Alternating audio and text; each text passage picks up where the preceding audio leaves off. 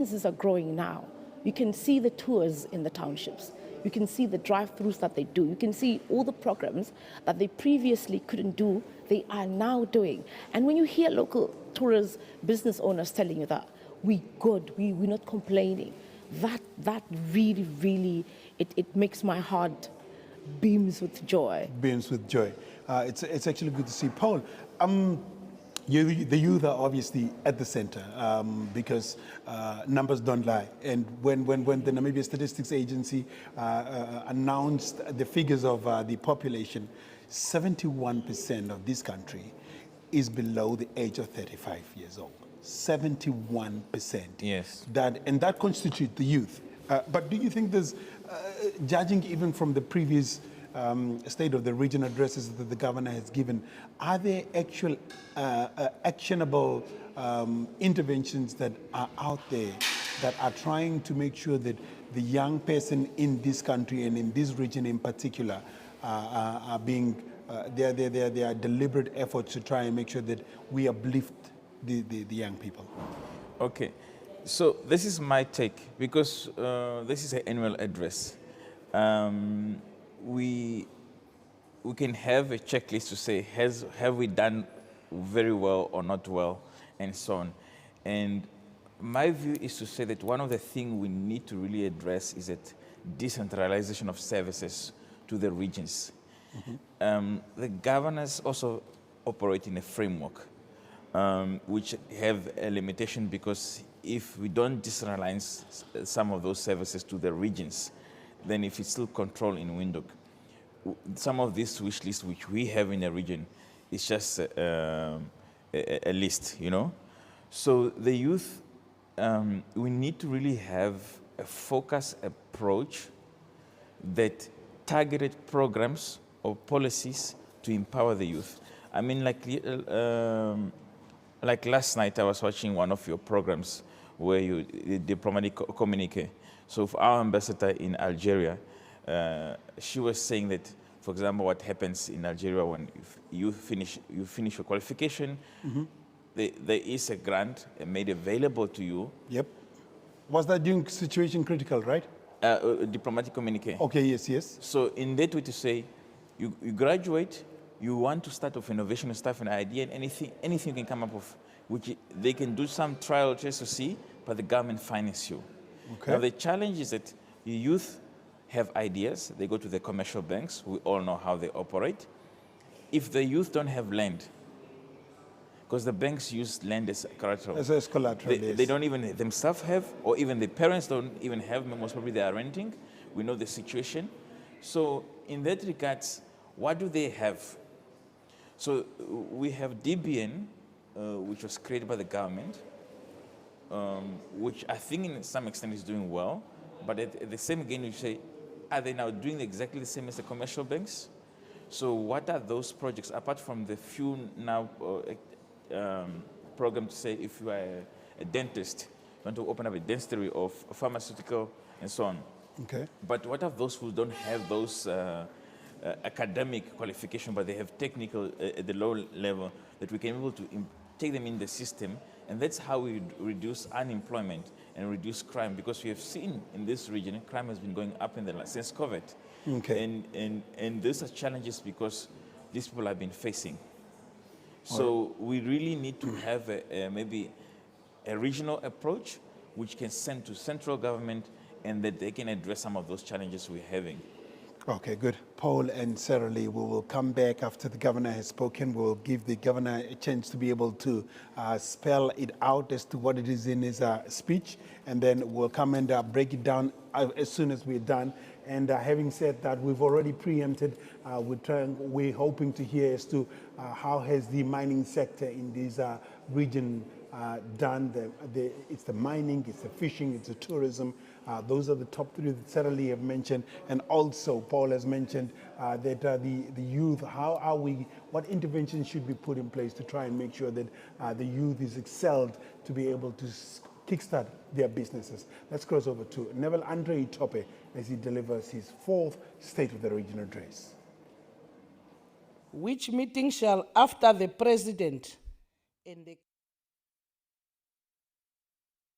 in terms of Article 32, Sub-Article 2 thereof, and Sub-Article 6, during the meeting referred to in Sub-Article 5, regional governor shall address the Regional Council on the state of the region, planned activities of the central government in the region, report on the activities of the central government of the previous year in the region, and be available to respond to questions, quote unquote. Ladies and gentlemen, it is in light of the above provision that the Erongo Regional Council invited the Honorable Governor to address not only the residents of Erongo, but the nation too this morning. Permit me now, Honorable Regional Councillors, to invite the Regional Governor of the Erongo region to address us, and I thank you.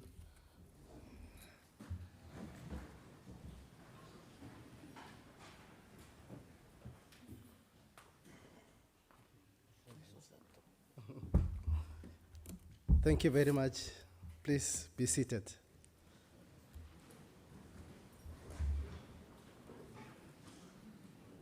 Good morning to you all. I was told that somebody will give me a countdown, and I'm waiting for that countdown. Can I go? Thank you very much.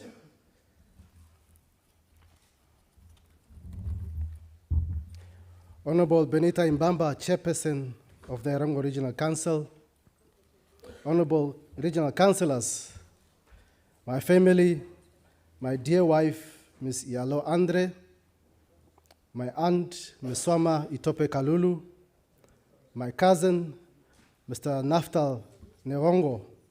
I worship the Mayor, Councillor Dina Namubes, Mayor of Swakopmund. Your worships and mayors and councillors of other towns in the Erongo region, Mr. Mupenzeni Ntelamo, Chief Regional Officer, and colleagues of the Erongo Regional Council, regional heads of OMAS in the Erongo region, Commissioner Nicholas Kapirika Kupembona, Regional Commander of the Namibian Police, CEOs from all local authorities in Erongo region, service chiefs, captains of industry, members of the media, ladies and gentlemen, all invited guests, good morning. 4 years ago, when I delivered my first State of Region address, I was overwhelmed and filled with nostalgia, as it was just during the infancy stage of my tenure as a governor.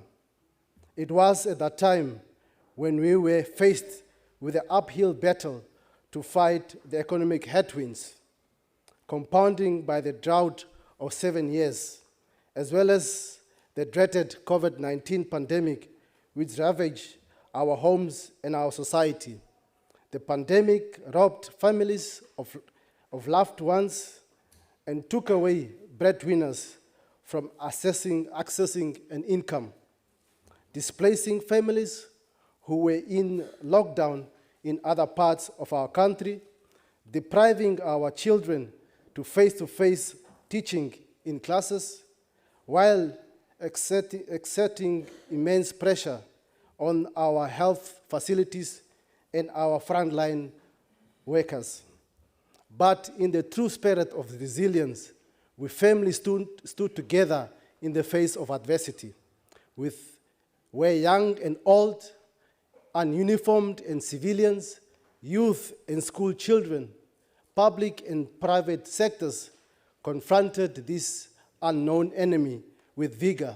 We remained resilient and stood by each other in unison. This year has been declared by our late President, Dr. Hage Gottfried Geingob, may his soul rest in peace, as a year of expectation. True to this theme, we woke up on the 4th February to the news of the untimely departure of our larger-than-life president, a moment true to his character, was when we observed the handover of God through a peaceful transition of authority, an experience that earned Namibia an unforgettable accolade from the international community. It is this smooth transition that led to the inauguration of our fourth president, His Excellency Dr. Nangolo Mbumba.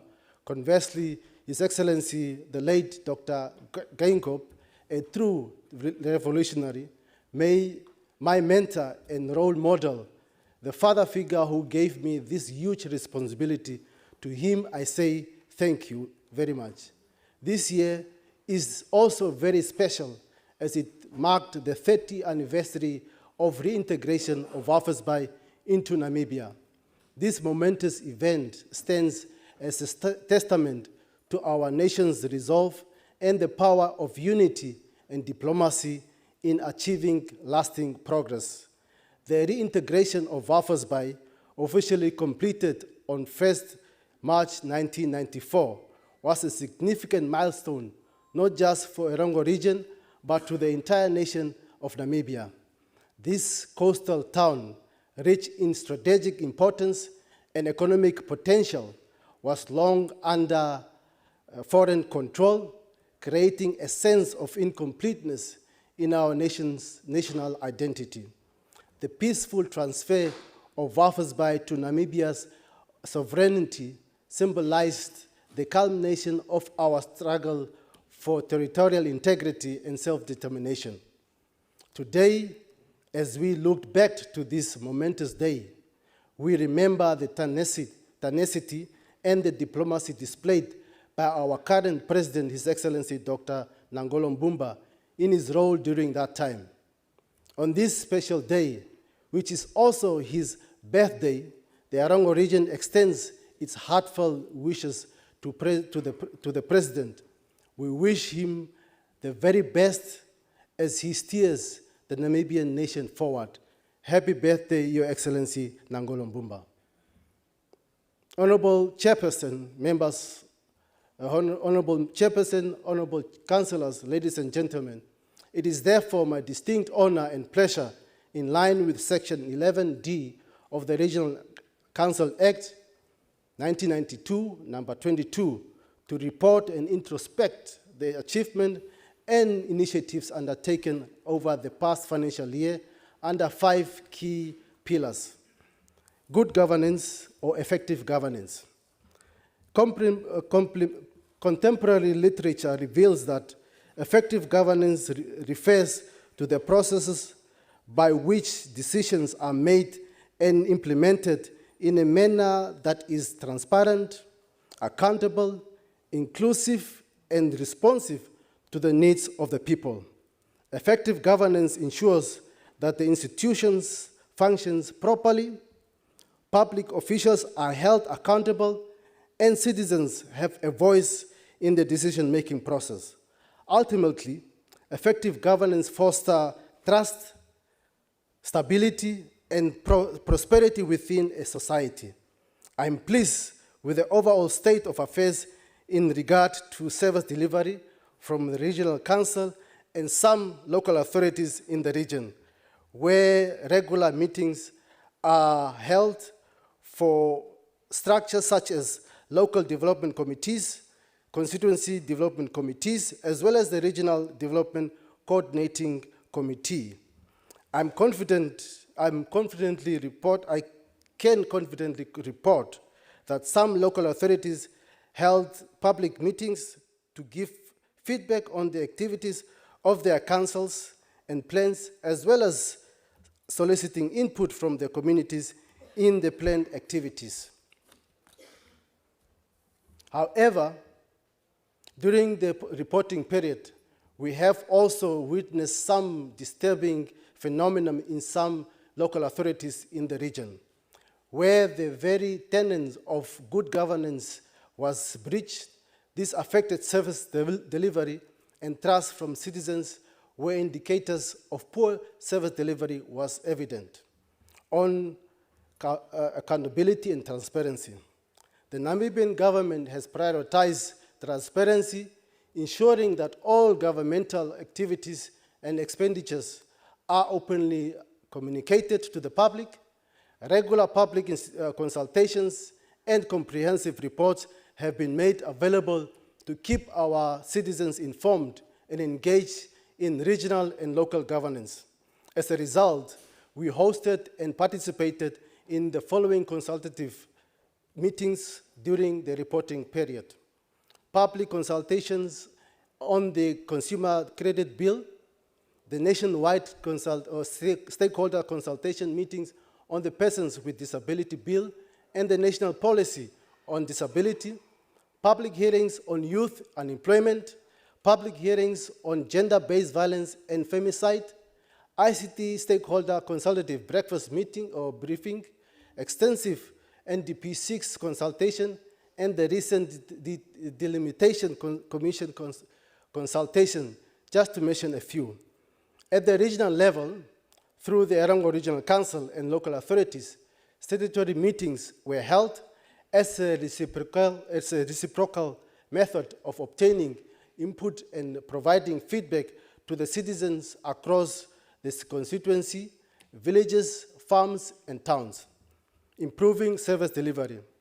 The Erongo Regional Council and some local authorities have streamlined processes across various departments, reducing waiting times for service rendered while improving efficiency.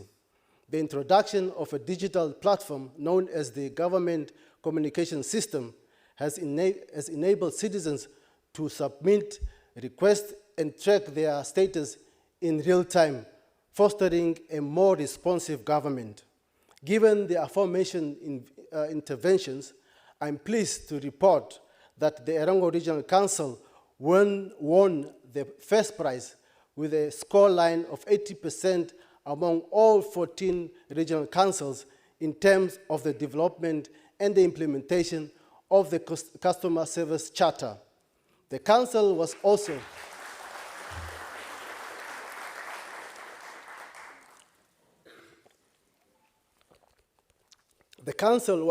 the third runner-up in the whole public sector and first place in the regional council as the best innovative exhibitor during the Africa Public Service Day. I urge you not to relent, but to continue providing excellent services and exhibit excellence at such national platforms. Strengthening regional anti-corruption mechanisms. Pursuant to the provision under Specific Objective 6.2.1 of the National Anti-Corruption Strategy and Action Plan 2021 to 2025, the region has excelled without a cloud of complacency. In terms of corruption risk assessment training, I am pleased to report that 2 corruption risk assessment training were successfully concluded or conducted with NAMRA, Usakos Town Council, and the municipality of Walvis Bay.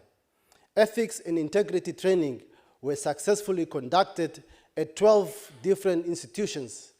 More than 400 participants attended the training, and again, the Ministry of Health and Social Services, the Ministry of Home Affairs, Safety and Security, and NAMRA are topping the highest number of trainees with 194 and 64 trainees respectively. 18 out of the targeted 10 OMAs, including local authorities, regional council, and traditional authorities, were sensitized on anti-corruption awareness activities, whilst more than 1,000 public members were also sensitized in the Erongo region during the period under review. These were delivered through expos, media briefings, national anti-corruption song competition, and many other activities.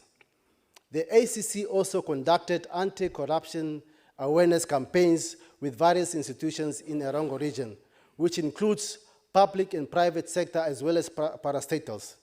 Corruption risk areas in Erongo region. We have identified critical areas that have enticed perpetrators into corruption practices. This includes manipulation in public procurement, land allocation, subsistence and traveling claims, acquisition of national documents whilst not deserving citizens, liquor license issued on existing licenses, issuance of driver's and learner's license without being tested, the payment of bribes as an inducement to be employed, disputes of awarding land by traditional authorities, and contravention of Section 35. In response, we have implemented stricter oversight measures and provided extensive training to ensure adherence to ethical standards to mitigate corruption risk. There are currently 41 cases at hand. 2 cases were finalized in court since March 2023. A total number of 16 cases are currently in the court, while 17 cases are at Prosecutor General awaiting for decision. Regional security situation. The region is indeed safe, with no major incidents of destabilization. On this note, please allow me to provide the crime statistics for the period under review. The total number of reported cases has increased by 5%.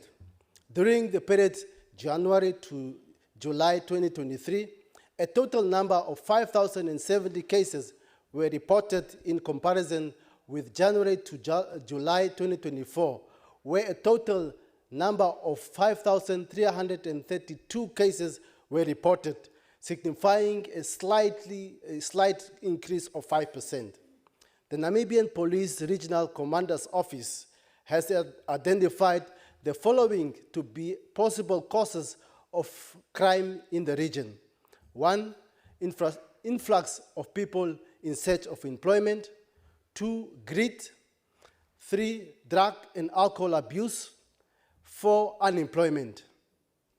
Top 10 cases of crime includes housebreaking, robberies, domestic violence cases, assault with intent to cause bodily harm, theft out of motor vehicles, theft of cell phones, drugs, reckless or negligent driving, drunk and driving, and incidents of fraud. These are areas of concern. In our quest to reduce crime, there are planned activities for the new financial year, which includes the upgrading of the existing police station in Swakopmund to the value of 10 million Namibian dollars. I'm glad to report that this site was handed over to the contractor in July 2024.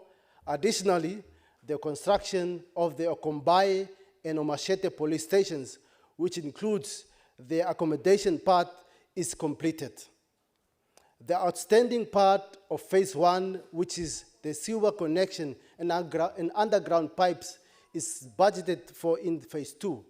This phase started in August 2024 and also will include the office block, church office, cell blocks, and is expected to be completed in July 2025. This project will only be handed over once it is fully completed. Projects undertaken by the Erongo Regional Council during the period under review. Charged with the broader mandate of governing, planning, coordinating, and implementing socio-economic development activities in Erongo region, the Erongo Regional Council has continued to dispense and discharge its mandate with astute diligence to service delivery and promotion of value benefits to the citizenry. Development programs, Regional Planning Division. The construction of internal water reticulations at Floskasbagen settlement in Aranda's constituency. I am pleased to report that this exercise, which commenced 2022-2023, has now been completed in December 2023. With regard to the extension of sewage network in Oshimbingwe settlement in Karibe constituency, there is a substantial number of households that are not connected to the existing sewage system in Oshimbingwe settlement area. Therefore, there is a need to expand sewer system by 500 meters network to accommodate a surplus connection of about 63 households. To this effect, for the period under review, the Erongo Regional Council appointed an engineering consulting firm to design and document the 63 households that needed to be connected. The process has been completed and the bid has now been prepared and advertised. Construction of the 23-kilometer Odondati Omashete water pipeline. During my last State of Regional address last year, I reported that Erongo Regional Council funded the construction of the 31 kilometers Odondati Omashete water pipeline to the tune of 29 million Namibian dollars. I'm therefore pleased to announce that phase 1 has been completed. I would like to thank the Ministry of Agriculture, Water and Land Reform for availing 11 million Namibian dollars that will conclude the second phase, expected to be completed during this year.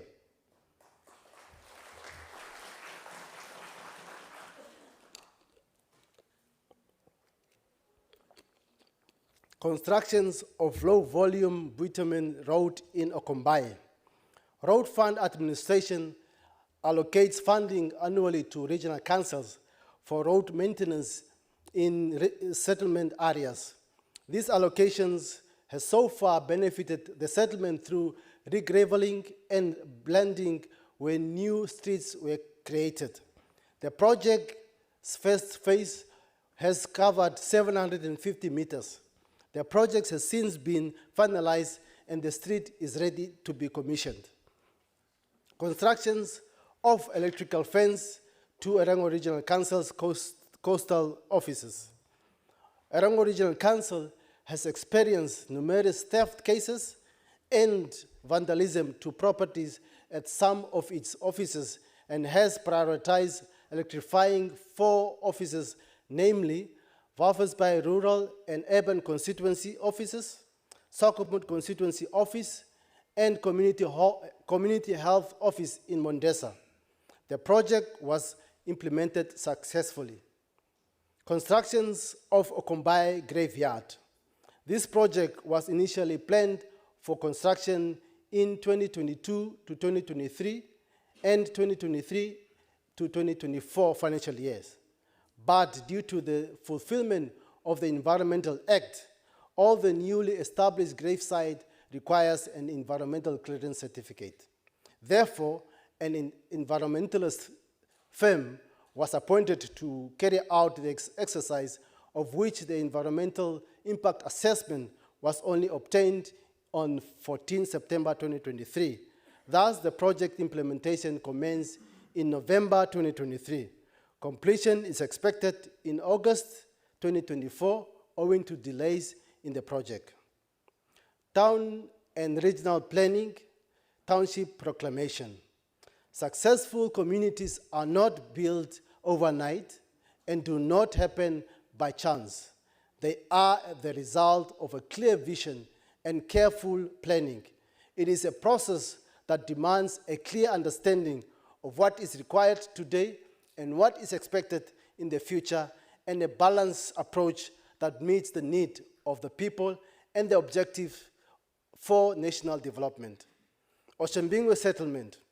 A new township was also created for Oshimbingwe to be known as Oshimbingwe Extension 1.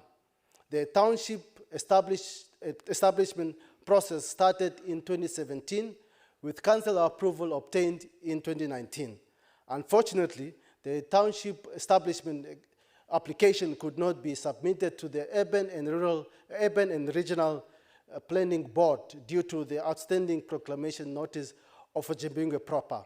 Such notice was requested from the Ministry of Urban and Rural Development and on various occasions. The notice was also published in the Government Gazette on 28 April 2023, but contained errors and had to be withdrawn. Our office already obtained an environmental clearance certificate for the proposed development, of which renewal has been secured until April 2026. The application awaits the publication of the corrected proclamation notice of Ochimbingwe proper in the Government Gazette. It suffices to mention that the layout of Ochimbingwe proper will require slight changes to reflect new developments in the plan. Okombai settlement. The proclamation of Okombai proper and extension 1 is still pending.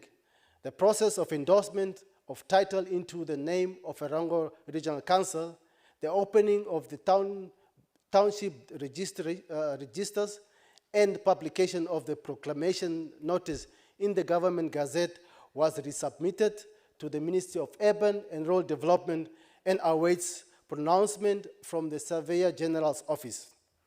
Ui's settlement has a shortage of serviced land for accommodation and business purposes. This is a developmental conundrum which the Erongo Regional Council has to expedite in its ambition to turn the fortunes of this settlement.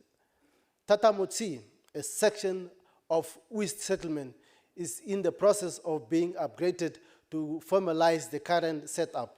To this end, the consultant was appointed to provide aerial imagery and contours of the areas. A floodline study will also be conducted by the same consultant to determine the 50 and 100-year floodline of the river passing through the informal settlement. Expansion of Ui's townland boundaries. The project commenced in July 2019 with the appointment of the planning consultant to restart the process of expansion of the townland boundaries of Uis. All statutory approvals were finalized, and the land surveyor, with consent from the Ministry of Agriculture, Water and Land Reforms Directorate of Survey and Mapping, was appointed in March 2022 to survey the proposed townland boundaries expansion. The proposed diagrams were submitted to the Office of the Surveyor General on 10 August 2022 and is still pending approval. On this note, ladies and gentlemen, I would like to announce that Erongo Regional Council has submitted an application to the Ministry of Urban and Rural Development requesting for the upgrade of Uis to a local authority status. Omake. Declaration of settlements. A motion was approved by Ordinary Council to pursue declaration of Tubuses as a settlement. To this end, a feasibility study is planned to determine and assess socioeconomic status and other various factors on the future of excuse me. Water is life.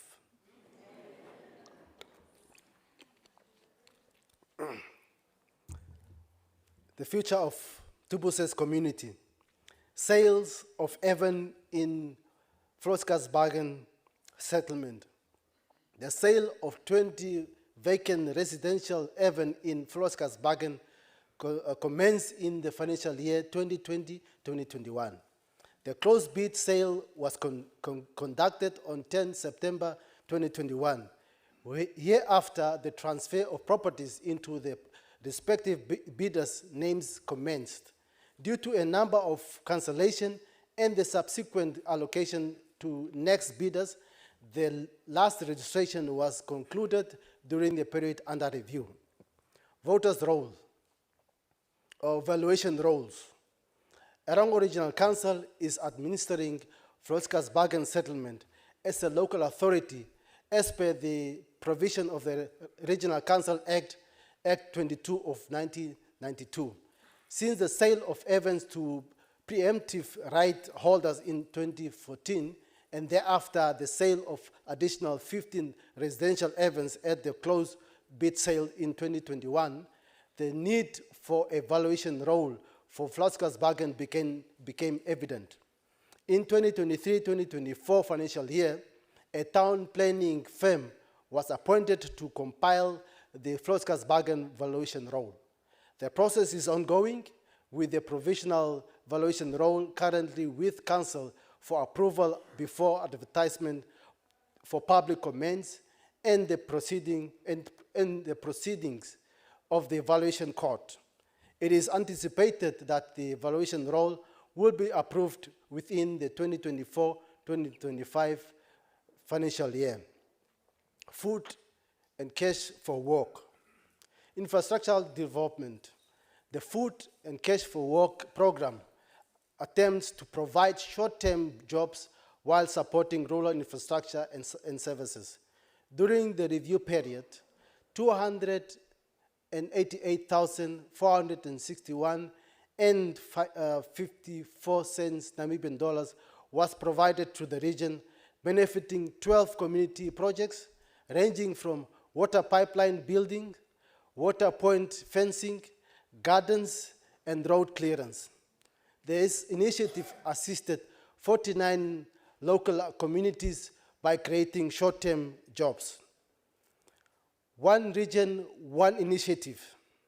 At a cost of 1,139,848 cents Namibian dollars, the construction of the 5-kilometer water pipelines from the boreholes to the Ngara Center is now completed in Walvisbay Rural Constituency. The project implementation has resulted in the creation of 8 temporary jobs: housing, land delivery, and sanitation. As you may all know, that housing is a challenge in the region. Various stakeholders have joined forces with the government to address this problem.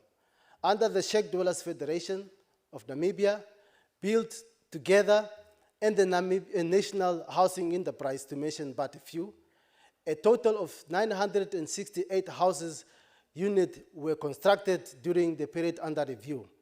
A total number of 3,883 errands has been allocated to the urban areas to various saving groups, such as Sheikh Dwellers Federation of Namibia and individuals, whilst 240 have been allocated for the flexible land tenure system in Arandas. In our quest to address open defecation and other forms that hinder human dignity, the government of the Republic of Namibia has undertaken progressive strategies that aim to respond to the sanitation plight for providing rural communities with dry pit toilet units in all regions. Erongo Regional Council has provided 71 pit latrines to the 3 rural constituencies as follows: 36 in Daures, 21 in Karibab, 14 in Walvisbay Rural, at the total cost of 1.3 million Namibian dollars. Contribution of local authorities. Arandas Town Council. The Arandas Town Council budgeted 543,154 Namibian dollars, but spent 359,404 and 23 cents Namibian dollars, while there is still 183,749 and 77 cents Namibian dollars left under this program. 1 kilometer of bitumen roads were maintained during the period under review. The maintenance includes slurry sealing, pothole and edge repair, as well as installation of road signs. Moving over to Handisby, sewer The council has successfully replaced the septic tank with a gravity sewer system. SME Park and taxi rank. The planning phase, which includes architectural design, bill of quantities, etc., was completed by the council. Ongoing and upcoming projects include indoor fish farming, a state-of-the-art hotel, a salt refinery, an agricultural plot at Tulungeni Gardens, Sleepway, and new airport. Under youth empowerment programs, a partnership with Erongo Cement and Woolman was entered into to produce bricks. This will contribute towards sustainable employment for the youth. Construction for a secondary school started during 2023-2024 financial year and is expected to be concluded during September 2024. Challenges and solutions. Aging water infrastructure, high unemployment rate, inadequate health facilities, and outdated drainage sewage system. To mitigate some of these challenges, the Handisby municipality plans to engage government enter into public-private partnership, twinning partnership, and the installation of water meters in the town. Karibep Town Council, employment creation. During the period under review, 150 residents were employed through various schemes, such as road construction, sewage and water services, and energy projects, as well as retail. Infrastructure development, upgrading of gravel roads to bitumen standard in USAP proper, covering of a distance of 1 kilometer was completed with funding from Road Fund Administration. Twinning agreements. A twinning agreement was signed between Karibep Town Council and SORA Town in Botswana. Plans for the new year. Karibep Town Council plans to construct the following: a sewer reticulation in USAP informal settlement, electrification or electrical reticulation in USAP informal settlement, water reticulations, USAP extension 7 and 8, electrical service in USAP extension 8 or 7, and services in Karibep extension 4 and 6. Moving over to Omaruru municipality. During the reporting period, the town council received 16 million Namibian dollars from the Ministry of Urban and Rural Development for electrification in the informal settlement. The project implementation is at 80% completion. The Ministry of Urban and Rural Development supported the town council through the provision of funding for several infrastructure to the amount of 13 million Namibian dollars, 1.4 million Namibian dollars for a local economic development agency, while 1.5 Namibian dollars was sourced internally for the purchase of a tipper truck. Through funding from Road Fund Administration, the town council was able to procure a road roller compactor at a cost of 1.4 million Namibian dollars.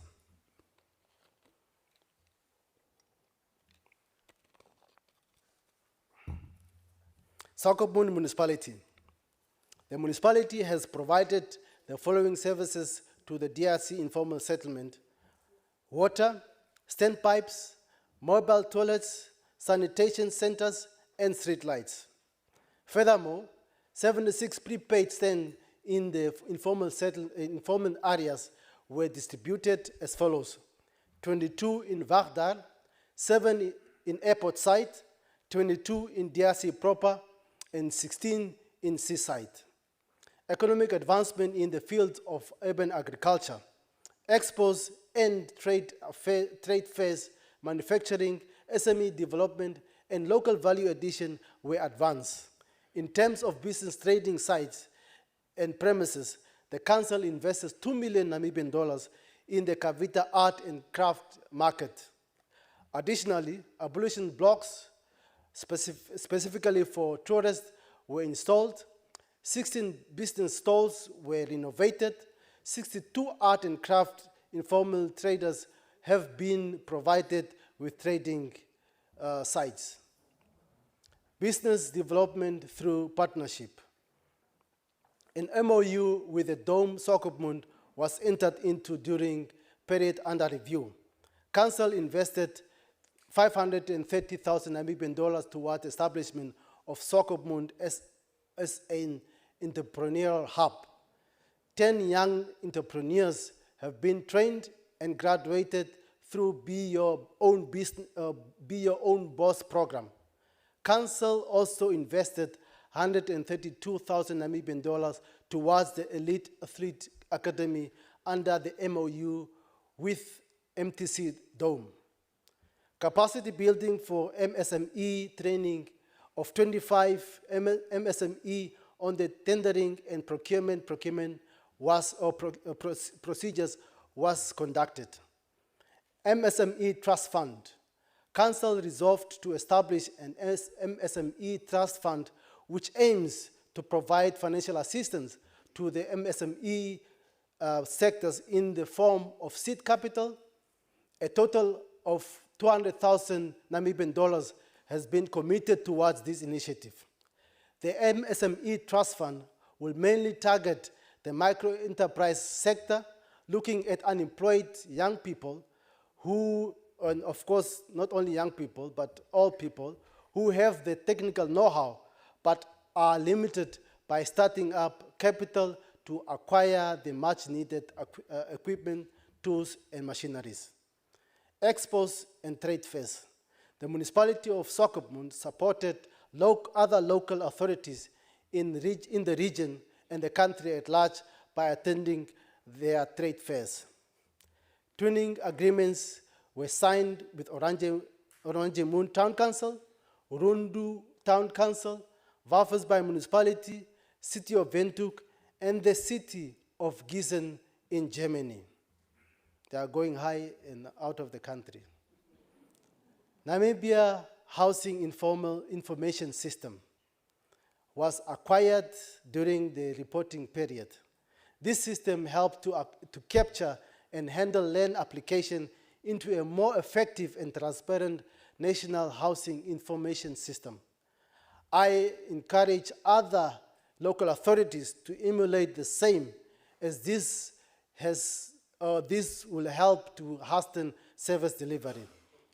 Sokop Municipality and Development Workshop, Namibia Memorandum of Understanding. The Memorandum of Understanding was signed between the Development Workshop of Namibia in effort to accelerate servicing of allocated urban in extension 40, 41, 42 of Wachtal informal settlement. I now move over to Wafelsbaai Municipality. Infrastructure development, road, a municipality, Wafelsbaai, entered into a memorandum of understanding with the Road Fund Administration, whereby RFA will spend 238 million Namibian dollars earmarked to rehabilitate major port roads. Potholes repairs. The municipality appointed 4 contractors through an open advertised bid for road repair work that consisted primarily of repairing potholes. The work executed during the reporting period amount to 11.4 million Namibian dollars.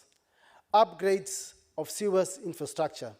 In November of 2023, Council purchased a state-of-the-art combination sewer truck for an amount of 6 million Namibian dollars at an impressive capacity of 12,500 liters.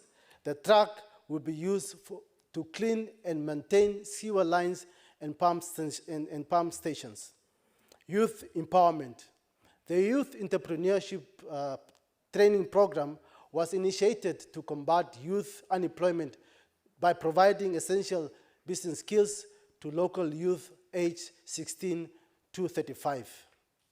Waffles Youth Climate Change Fund.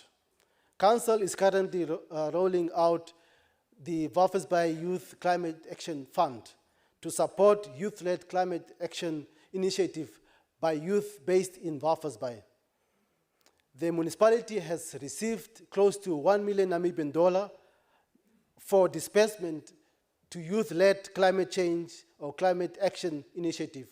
The call for applications for youth between the ages of 15 to 25 to submit proposals for projects that advance the fight against climate change opened in April 2024, and successful projects will be awarded before the end of August 2024.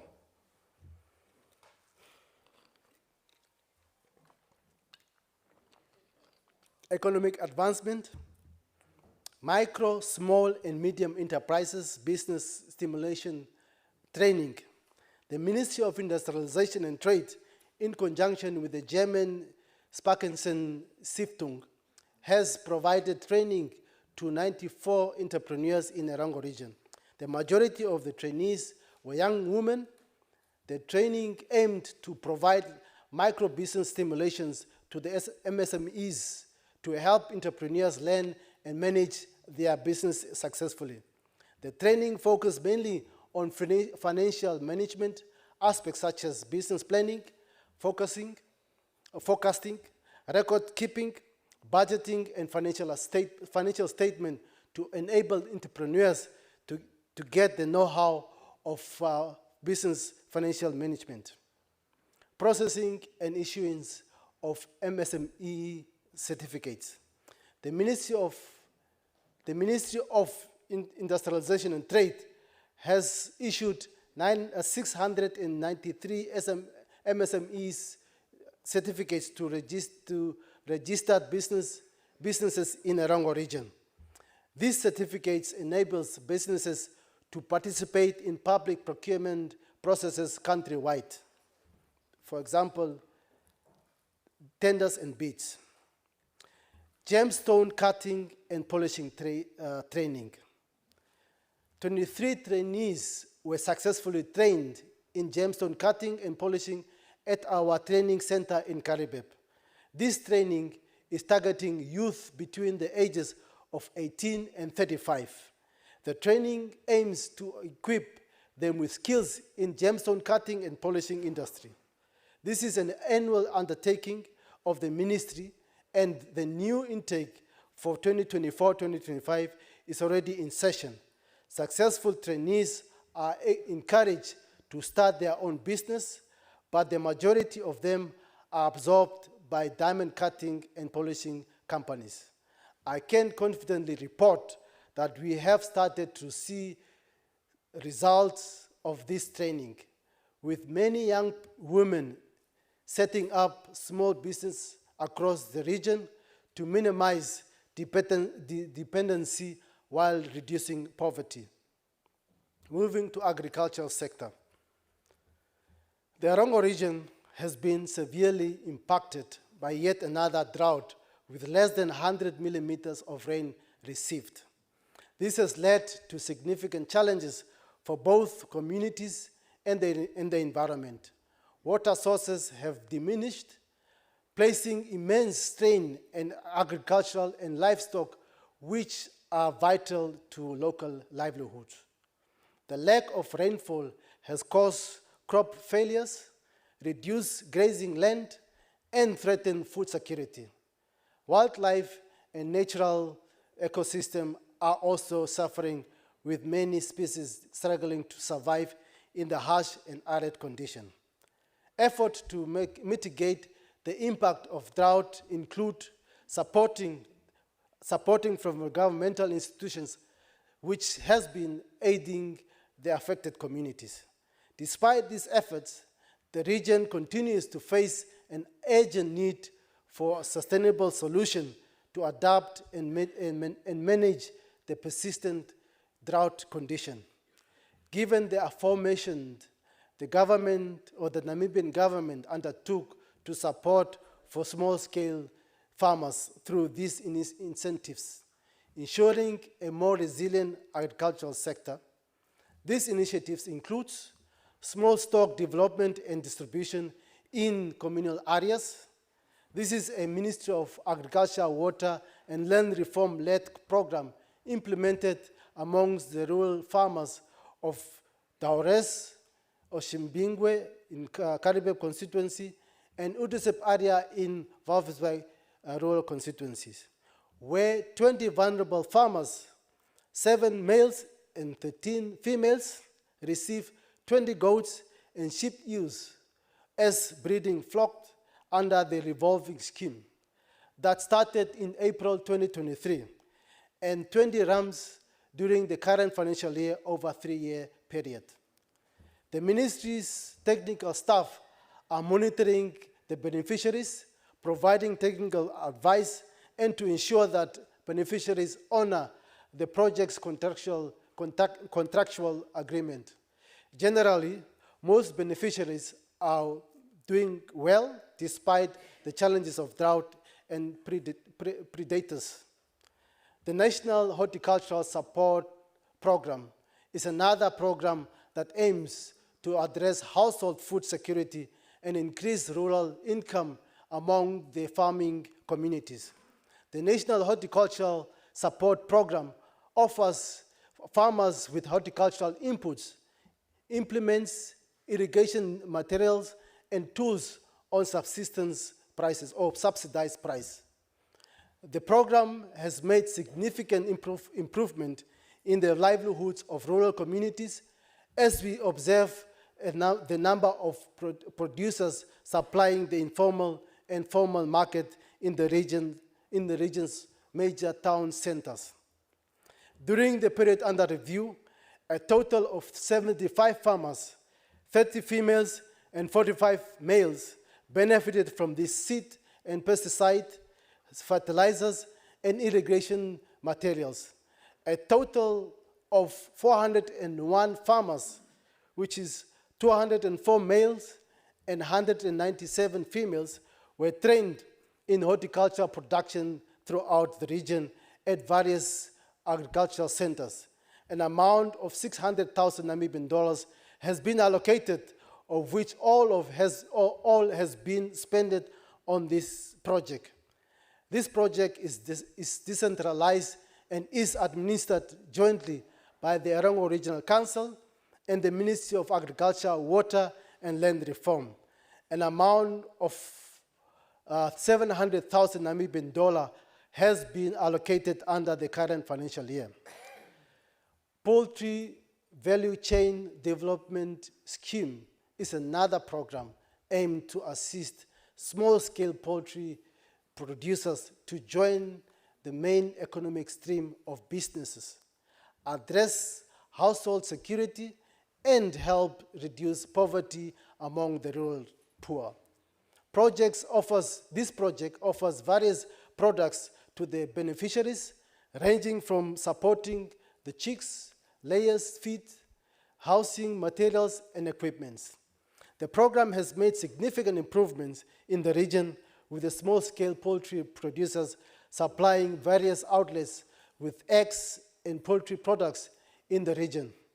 A total of 43 farmers, 23 males and 19 females benefited from this project during the period under review, while a total of 51 farmers, 19 males and 32 females underwent training in various poultry husbandry practices all over the region. An amount of 630,000 Namibian dollar was allocated during the previous budget. The total expenditure under this project was 368,000 Namibian dollars. The balance of 262,000 Namibian dollars is still available and will be transferred over the current financial year, where an amount of 200,000 Namibian dollars for the new financial year has been budgeted, bringing the total available budget for the financial year to to the amount of 462,000 Namibian dollars. Comprehensive conservation agricultural program aims to assist small-scale crop producers to join the main economic stream of businesses and thus help to address household food security as well as addressing poverty among rural poor. The main aim of this project is to minimize tillage and applied mulching and crop rotation to improve the soil health and fertility. A total of 149 farmers, 82 males and 95 females were trained in various climate-smart agriculture.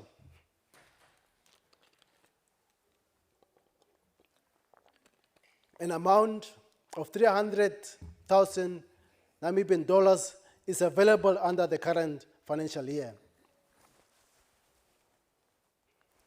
The Namibia Agricultural Mechanization and Seed Improvement Project, in short, NAMSIP, is another initiative under the Directorate of Agricultural Production, Extension and Engineering Services, the PEACE, whose goal is to improve household food security and reduce poverty among rural communities. During the year under review, the following number of equipment has been procured and is available in the region at various agricultural development centers.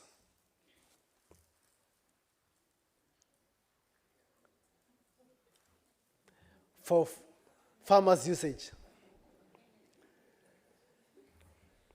That is 10 tractors with matching implements, 10 trailers, 10 mowers, 10 grass cutters, and 10 rakes. The work behind tractors, the hammer mill, and various equipment are also available at the ADCs on loans, so please make use of them. The 6th Cabinet Decision 2024-2025 on Drought Incentives Scheme in Erongo region entails the following. 1, under the livestock marketing incentive undertaken from April 2024 to date, a total of 55 claims received from 39 males and 16 females, representing an amount of 387,150 Namibian dollars. Second is fodder and leek subsidy from April 2024 to date, a total of 37 claims received, totaling an amount of 52,282 and 36 cents Namibian dollars. And third is leasing of grazing and hired transport from April 2024 to date. Only 3 claims received for lease of grazing and none for hired transportation. Fourth is the delivery of subsidized fodder at ADCs from July 2024 to date. A total of 4,400 cowpea beans, 2,500 grass bales, 88 liquid molasses, and 200 molasses will be delivered in the region. The consignment are expected to be delivered at various ADCs in due course. We now move to the fisheries industry. According to the first quarter report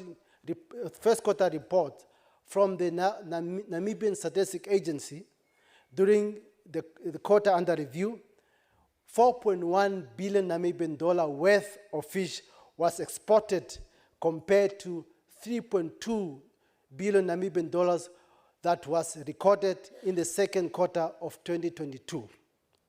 Products were mainly destined to Spain, accounting for a share of 36.6%, mainly frozen fillet of hake, followed by the Democratic Republic of Congo with a share of 15.4% in the second place, mainly frozen mackerel.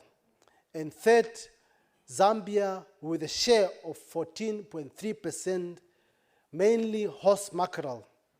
Furthermore, a total of quota species during this quarter of 2024 amounted to 97,077 metric tons, a decline of 16.7% when compared to 116,471 metric tons recorded in the first quarter of 2023.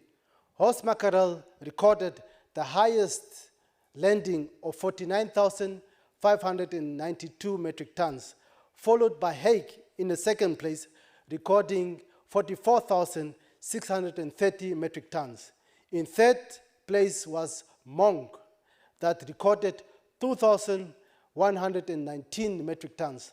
I'm happy to report that the sector employs about 15,500 people. Moving over to mining sector, specifically uranium mines. This year, 2023, brought the international nuclear sector the long and eagerly awaited positive changes, both in terms of uranium prices development and concerning an increased positive attitude towards nuclear power in many countries worldwide. For the Namibian uranium industry, this meant that they had eventually arrived at a situation where expansion of existing projects, reopening of mines, and development of new projects became feasible. Rosing Uranium. The mine has a nameplate capacity of 4,500 tons of uranium oxide per year, and by the year 2023 had supplied a total of 148,537 tons of uranium oxide to the world. Additionally, the mine is done by drilling, blasting, loading, and hauling from the open pit before the uranium-bearing rocks is processed to produce uranium oxide. The open pit currently measured 3.5 kilometers by 1.5 kilometers and is 420 meters deep. Production in 2023 amounted to 16.7 million tons compared to 16.7 or 16.6 in 2022, while the target revenue and amount to 6.48 billion Namibian dollars compared to 4.84 billion Namibian dollars in 2023. It is imperative to note that the Rosing uranium contribution approximately 4.5% of the world primary production during 2023, with Namibia now being the third largest primary producer of uranium oxide globally, after Kazakhstan and Canada. Omake for Namibia's production. Supported by the Ministry of Mines and Energy, the license of the mine that's now Rosing has been extended for a further 15 years. Swakopmund Uranium, which has the third largest uranium resource in the world, achieved a breakthrough performance in 2023 through improved production planning and execution, planned bottlenecking, resolution of long-pending technical challenges, and mining and plant equipment reliability improvement. The mining output was 116 million tons, which represents a 13% increase over the historical records of 103 million tons in 2021. In 2023, Husab mine also commenced with a 290 million Namibian dollars pilot heap leach project to explore the economic feasibility of processing lower grade ore, with final result expected to be by 2025. Langenheinrich uranium has returned to commercial production. What a wonderful news.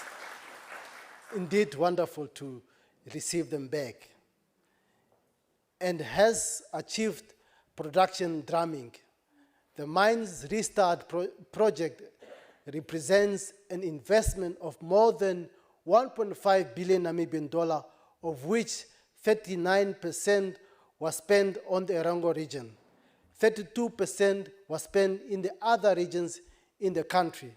This brings the total national spend to 71%. Over 1,000 jobs were created during the restart project, during which over 2 million hours were worked without any serious injuries or reported environmental incidences. The Langenheinrich has also secured a strong uranium offtake portfolio and has confirmed 17-year mine life. To date, Langenheinrich boasts a workforce of 277 permanent employees, of which 98% are Namibians.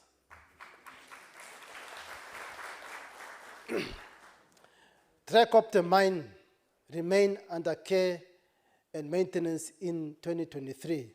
However, Orano Group is monitoring the market to consider preparations for full-scale operation, and they have informed me they are starting to look at that restart of production, and that's also a wonderful news. Exploration. Exploration companies in the Namibian uranium sector has a successful year in 2023.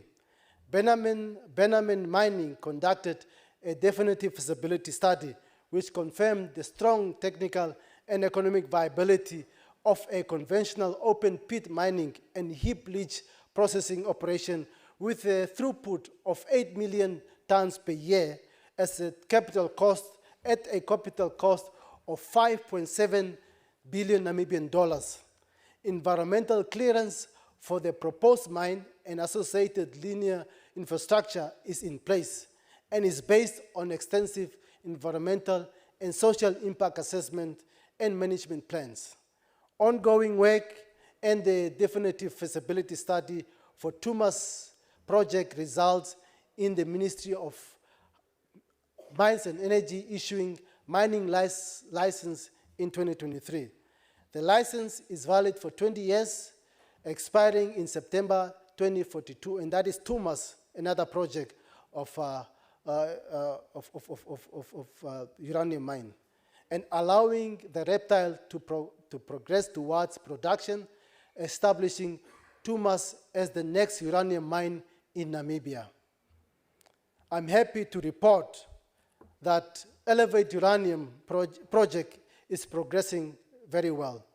Towards preparations for commercial production, I've also been informed that the company plans to increase the number of operating drill rigs to 5 rigs, with 5 rigs working at Kopis.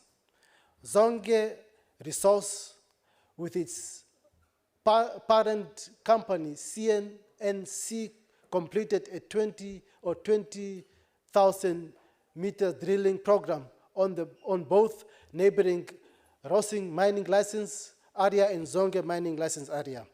Meanwhile, Forces holds a mining license for its Valencia uranium deposit.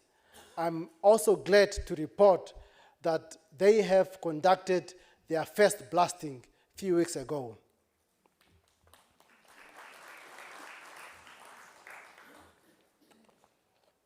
Economic contribution of the uranium mining sector. The Namibian uranium industry is a catalyst for socio-economic development through the infrastructure it builds, the jobs it creates, the supply chain it supported, and the investment in local community. Some 6,520 people were employed by the industry in 2023. The figures must be seen with the background that every job in the exploration and mining industry on average creates 7 jobs in the supply industry. With the development of Etango and Tumas projects, the figure is set to increase even further. Participants in the Namibian uranium sector spends a total amount of some 14 billion Namibian dollars on procurement, of which 7.7 billion Namibian dollars, or an average of 55%, were spent locally. Local utilities supplied electricity worth 792 million Namibian dollars, and water at the cost of 625 million Namibian dollars to the industry, which adds to the local expenditure. Exploration expenditure, which ensures the future of industry, amount to 318.6 million Namibian dollars. The sector contributes 52.9 million Namibian dollars to corporate social responsibility projects in 2023. And of course, this is also looked at other regions that they have invested in. And this is net worth figures, noting that most companies involvement are currently investing in mine development and restart, as well as exploration, which are all activities that do not make a benefit when you are doing exploration.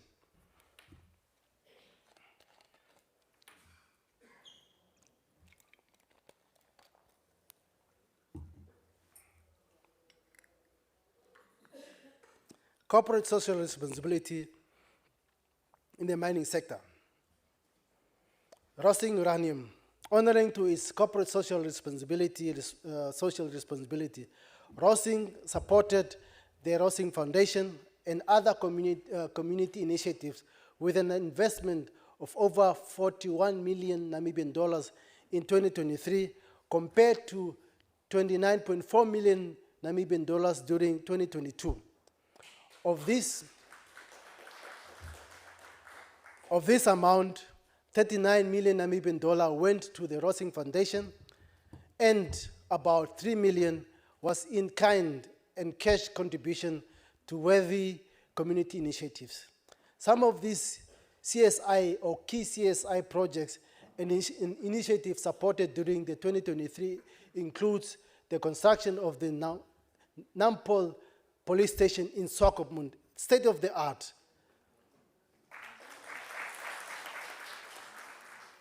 The JP Brand Primary School in Utusep, Vasbai Rural Constituency, through infrastructure support, vegetable garden, environmental excursion, and protective behavior programs, the provision of drought relief supplies to the Office of the Prime Minister. Moving to CSIs in Sokopuranium. Sokopuranium actively engaged in various philanthropic endeavors in 2023, demonstrating a strong commitment to corporate social responsibility. A total CSR expenditure was 6 million Namibian dollars.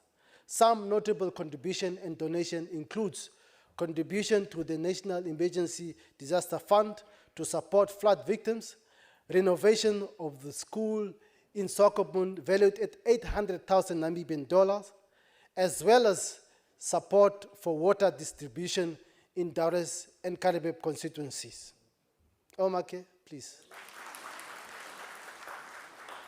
Langenheilig uranium.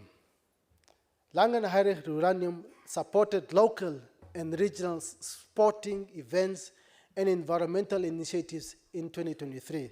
The support was extended to the Cancer Association of Namibia. This came despite of the company not being in full production.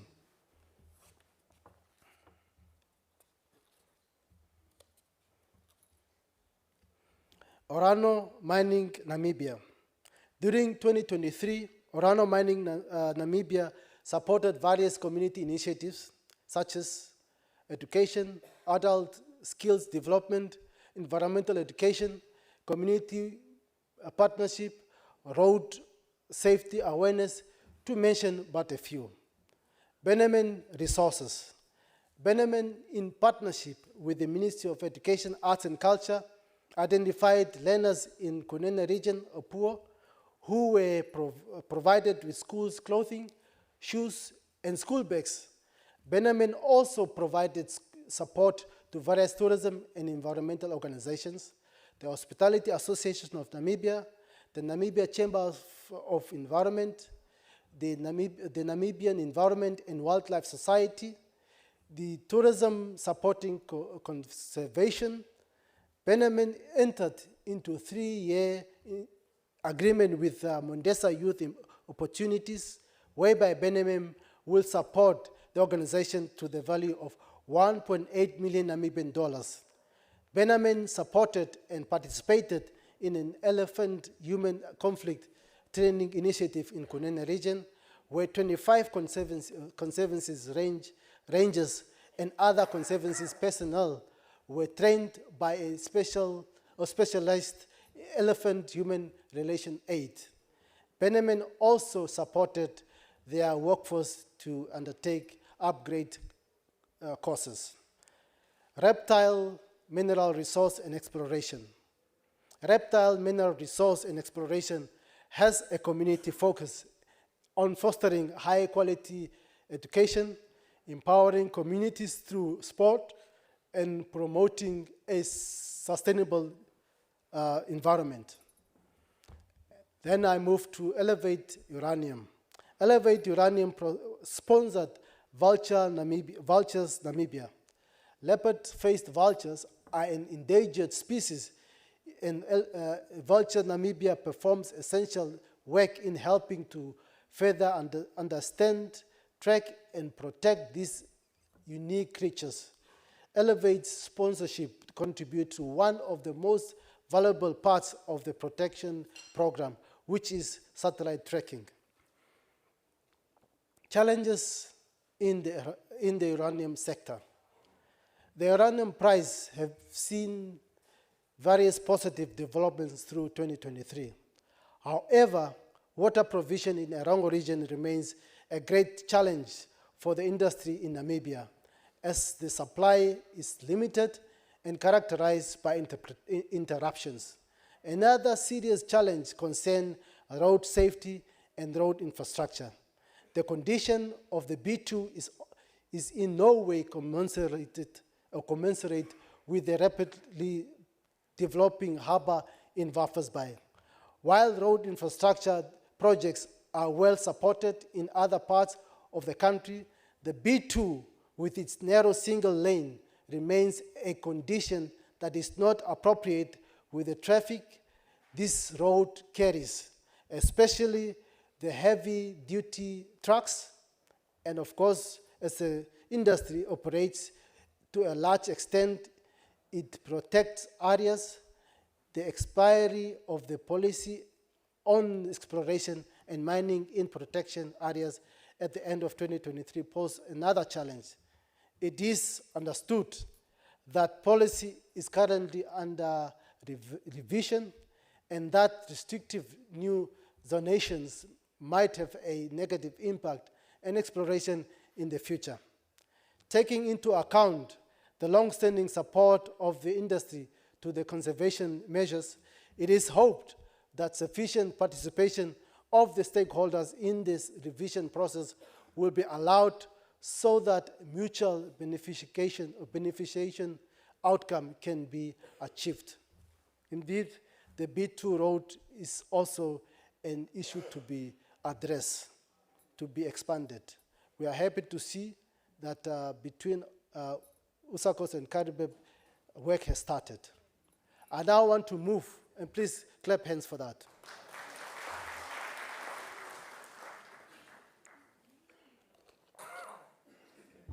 I want now to move to Navahab Gold Mine. In 2023, Navahab Mine recorded its best production year since its inception, 1989. The mine yielded a record production of 106,741 ounces of gold. This was after a concerted expansion drive which saw the mine expand its mining and processing capacities. The mine continues to ramp up and is targeting 140,000 ounces in 2024 and 150,000 ounces in 2025. Please pray for them. Mining operations. Mining tons increased to a total of 24.2 million tons for 2023, compared to 1.7 million tons in 2019, when the mine converted to owner mining. The purchase of a new mining fleet to the value of about or over 650 million Namibian dollars and the recruitment of 50 new employees with the requisite best-in-class training on the machines enable NavaHub to achieve this significant or magnificent feat. In addition, the mine recruited 22 artisans to maintain the fleet in-house and drilling assistants to operate and manage owner drilling. To expand processing operations, NavaHub Mine invested in innovation processing technologies, a first in the world in gold processing. The mine invested in high-pressure grinding rolls, a technology and Swiss tower mill to grind and mill gold-bearing ore for gold extraction. This technology runs at a much lower cost than conventional milling technologies and requires less power and water. All processing projects were executed at the cost of nearly 1 billion Namibian dollars. With a staff complement of 647 staff and 402 contractors, NavaHub Mine has embarked on a cultural transformation initiative which aims to achieve a common NavaHub culture of operational excellence. The initiative, amply named One NavaHub, seeks to realign individual employees' goals with the mine's strategic vision. Corporate social responsibility programs in NavaHub Mine has embarked on a number of projects that ensures broad-based community development. This includes the Golden Egg Initiative, which identifies ambitious and driven potential entrepreneurs from Karibeb, Oshimbingwe, and Usakos communities to participate in a training and mentorship program. This construction, and also they have assisted with the construction of classrooms at the government-owned Karibeb Junior School, and also construction of a mortuary at Oshimbingwe, and the planned construction of a medical center in Karibeb. I also want to report that NavaHub Mine donated funds for the construction of a mortuary unit with an on-site incinerator at the Directorate of Health. Constructions has started with expected completion of December 2024. During 2023, the mine spent over 1.7 billion Namibian dollar on procuring goods and services from local services or suppliers. NavaHub Gold Mine notes that the support towards local economic development is key to these business strategies, as it serves as economic empowerment and business improvement to local business entities, which in turn provides the much needed sustained employment for locals and contribute to the local economy development. I now move to a new project called the Hope and Goro Project. The Hope and Goro Project is a copper gold open pit and underground mine and processing facility to be constructed on site at the Hope Prospect, approximately 120 kilometers east of Walvis Bay. The main objective The main objective of the proposed facility is to produce a high-grade copper and gold pre-concentrated that can bear the cost of transport to Namibian lead and zinc mine flotation processing plant located 30 kilometers outside of Swakopmund for final concentration and the production of a copper gold concentration or concentrated for export through Walvis Bay and subsequent sale. The project will create approximately 270 new jobs directly associated with the Hope and Gorop and Namib lead and zinc mine operations. Mining, processing, rehabilitation, and exploration activities directed from the Hope and Gorop site will employ approximately 186 personnel. Mineral processing to generate the final concentrate together with group management and administration will employ a further estimation 87 staff at lead and zinc facilities located outside Swakopmund. And there's also Beston Company. Beston is also continues expanding its current exploration program at Hope and Gorop and fully expected to increase the copper gold resources and is aiming for a minimum 500,000 tons of contained copper and a life of mine exceeding 25 years. Besant will continue on-site training related to mining and processing operations principally to employ opportunities for further advancement.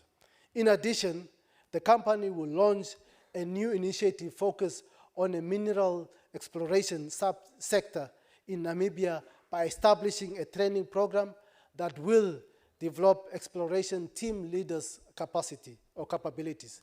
The training course will cover sampling, basic mapping, GPS operation, and camp construction and management.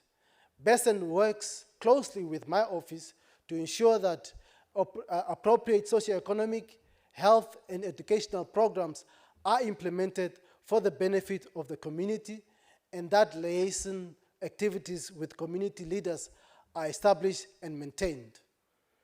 In terms of scheduling, Besant has scheduled four key phases of the project to be completed by the end of August 2025, with the commissioning of both plans in September 2025. I now want to move to energy sector. With our abundant world-class renewable energy resource and increasing demand for green hydrogen worldwide, Namibia is quickly emerging as an early entrant in this new market and has ambitions of becoming the leading exporter of green hydrogen in Africa. It is against this background that the government of the Republic of Namibia is focusing efforts on achieving large-scale, low-cost renewable energy development and designing models for sustainably maximizing fiscal revenue and local developments in renewable energy, investment, and green ammonia production. Namibia's world-class solar and wind resources give it a long-term competitive advantage in producing green hydrogen and green ammonia. Our government's commitment to green energy is evident in projects focused on green hydrogen, solar, and wind power generation. Over the last couple of months, we have achieved the following in terms of green hydrogen.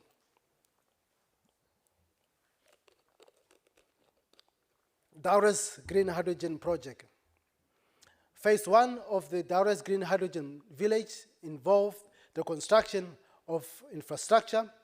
I'm pleased to report that construction activities are progressing on schedule with several key milestones achieved. Pilot phase production, phase 1, which aims to produce 18 tons of hydrogen and 100 tons of green ammonia annually, with operations set to commence in September 2024. All civil works are completed and all components have been erected, including a 0.88 megawatt solar array of battery energy storage.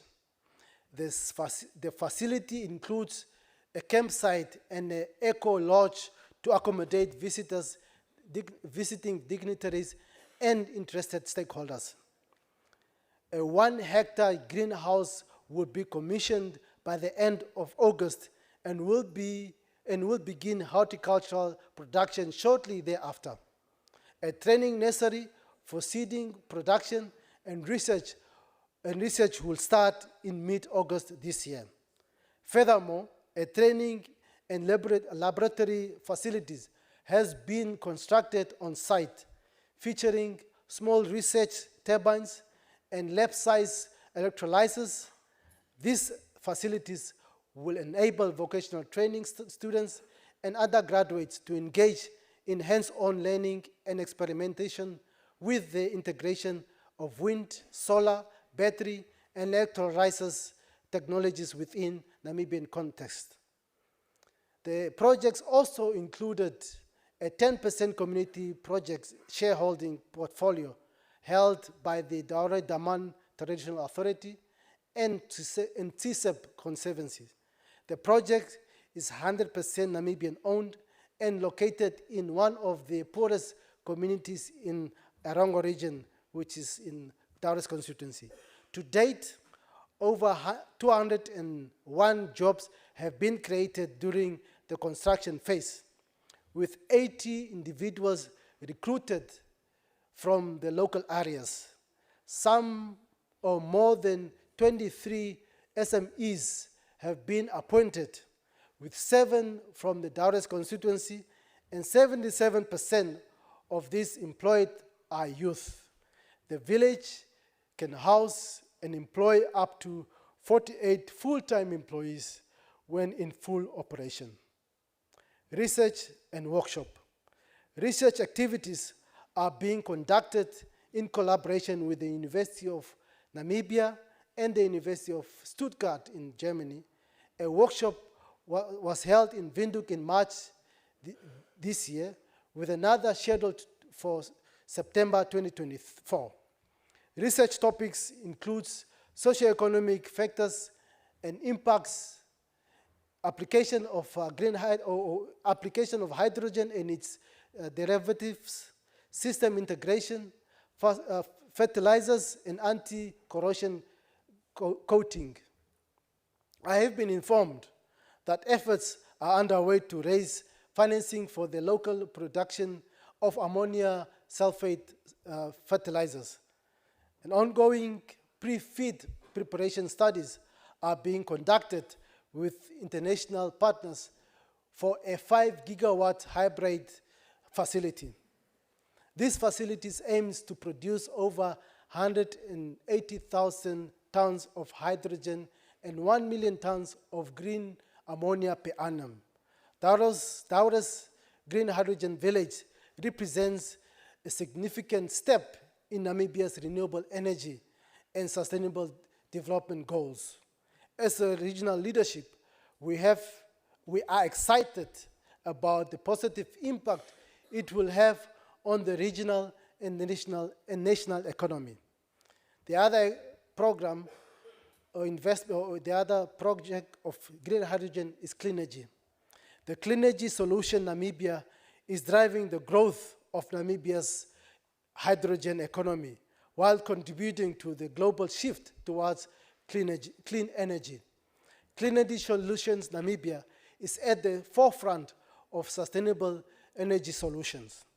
At the heart of Cleanergy Solution Namibia groundbreaking ventures lies a solar park spanning 10 hectares, accompanied by a hydrogen production facilities equipped with a 5 megawatts electrolysis and a 5 megawatts battery.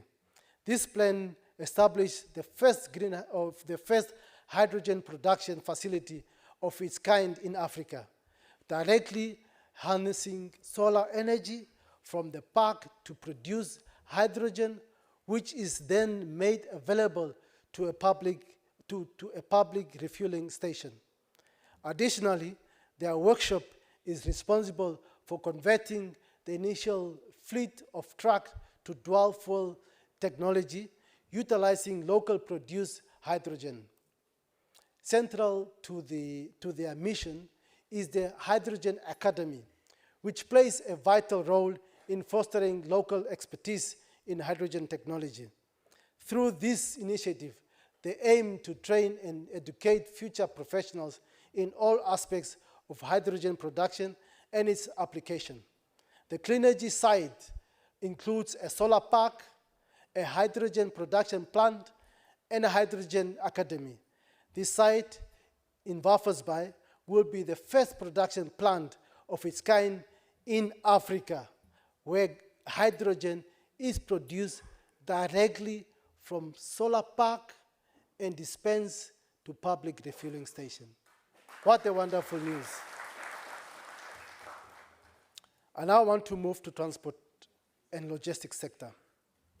In 2023, the Namibian Ports Authority delivered a positive financial performance, supported by increased imports and export for the local, regional, and international markets. They have remained focused on consolidating and solidifying these critical cargo streams to improve long-term stabilities. The cargo handling increased by 17%, resulting in 7,691,781 tons. 81 tons, which, and of course, this growth can be attributed to several factors, such as the increased market demand, the allocation of additional fishing quotas, and the expansion of mining activities in the region. In addition, the decrease in freight rates has enhanced the viability and affordability of imports. The volume of general cargo handled during the year increased by 23% year on year, reaching 5,428,543 tons for the year ended 31st March 2023. Moving over to tourism sector. This tourism sector has recorded an increase of 76% in the first quarter of the year in terms of bed occupancy rate. This is an indication that Erongo region has outperformed all other regions in terms of tourist arrivals from both regional and international visits. According to the Hospitality Association of Namibia report, in the first quarter, a national occupancy rate of 55% was recorded during year 2023 compared to 33.8% in year 2022. I am reliably informed that despite the increase, there has been a decrease in terms of tourist arrivals from South Africa during the months of June and July. However, the region has experienced an increase in international and government conferences market from 2023 to 2024. Locally, indicative reports from the industry reveals that tourist arrivals have recorded 87.4% increase in tourism arrivals from 2022 to 2023. the country recorded 863,872 tourist arrivals in 2023, from 461,027 in 2022. This figure indicated that the tourism sector in the country is recovering well after the devastating impact of COVID-19. The Namibia Tourism Board, on the other hand, have recorded an increase of 381 new tourism businesses during the period of 2022 to date, of which two operators and self-catering accommodation are the major. Hence, we are optimistic that tourism in the region and across the country will continue to grow.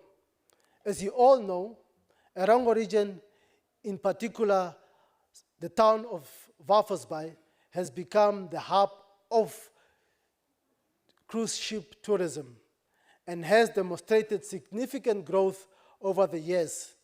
It is pleasing to witness the increase in the arrival of cruise liners between October 2023 and June 2024 compared to the past years.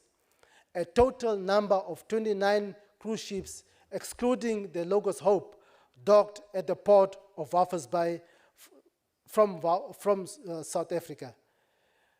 About 36,085 tourists arrived through the port of Walvis Bay.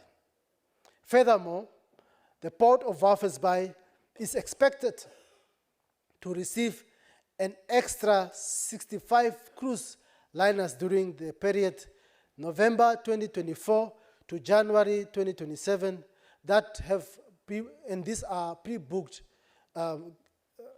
vessels, and more surely are still to come to Namibia, which will serve as a comparative advantage to the benefit of our region. The good news is that the Ministry of Home Affairs, Immigration, Safety and Security have introduced a visa upon arrival on 18 April 2024 at Walvis Bay Harbour in order to improve the experience for tourists, particularly those arriving on cruise ships. It is worth, however, to mention that the region benefited from the cruise ship as follows. A group of tourists have donated 5,000 Namibian dollars into the pharmacy account for medication of the orphanage house in Mondesa. These tourists are planning to donate an extra amount of money into food supply account with the purpose of feeding the Mondesa orphanage house on a daily basis. Two operators, local taxi services, cultural groups from Kusabon Secondary School, Marimba, Swakopmund a cappella group, and street vendors have as well benefited from the cruise ship arrivals in Walvis Bay. Aviation industry. In terms of the aviation industry, our region is home to the second largest international airport in the country, which is located in Walvis Bay.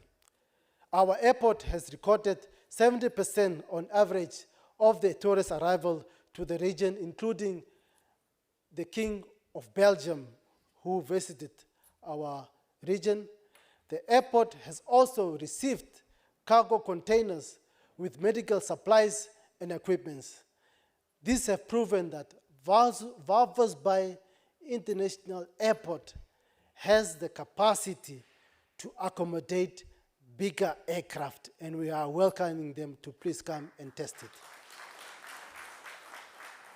Despite all this achievement and positive trends recorded in the tourism sector, we have, however, recorded various challenges which are including immigration officials or officers experiencing challenges whenever 2 or more cruise liners arriving and departing the same day with a high volume of passengers. The other challenge is the lack of convention center with large capacity of hosting bigger conferences in Erongo region or in our region, because we also have that market of conferences, meetings, and those institutions. The other challenge is self-drive tourists are not complying with the road signages, which lead to road accidents. Lastly, I would like to indicate that the Erongo Regional Tourism Forum, in conjunction with key stakeholders, is planning to conduct an educational tourism awareness targeting the car rental operators, tour facilitators, law enforcement, and the tourism stakeholders at large in order to ensure that safety of our tourists in the region and the country at large. I further would like to commend the tourism sector for their continued contribution in support to tourism growth, as well as the new quality for the new quality tourism product developments in the Erongo region. While challenges remain, the overall outlook for tourism in the Erongo region is optimistic, and it is my hope and belief that through collaborative efforts and commitment to sustainability, we can look forward to a thriving tourism sector that benefits both visitors and the local community within our region. I want to move to social protection. I hope you have enough water. During the reporting period, the number of children on the grant system stood at 12,277, and a total amount of 4,296,950 Namibian dollars is paid on a monthly basis to the beneficiaries, while 15,455 people are on old age grant, and a total amount of 21,636,400 Namibian dollars is paid to the elderly on a monthly basis by the government. Meanwhile, 3,738 people are receiving the disability grant at an amount of 5,233,200 Namibian dollars per month. This number is cumulative and varies from month to month as new registrations are added on the system as they are being approved. The Namibian government, through the Ministry of Gender Equality, Poverty Eradication, and Social Welfare, also provides dignified burial to our elderly and people with disability who are beneficiaries of the old age and disability grants. At the cost of 4,500 Namibian dollars, 366 funeral claims were processed for old age beneficiaries, amounting to 1,647,000 Namibian dollars. Equally, 50 disability beneficiaries at the cost of 225,000 Namibian dollars were assisted through the same scheme. The subdivision of Community Development Poverty Eradication facilitated equitable socioeconomic empowerment of women and men and promotes self-reliance through the provision of income-generating activities, materials and equipments, and skills training, capacity building of early childhood development educators and provision of subsidized educators. Currently, the division pays 72 educators a monthly allowance of 1,500 and a total amount of 108,500 Namibian dollars.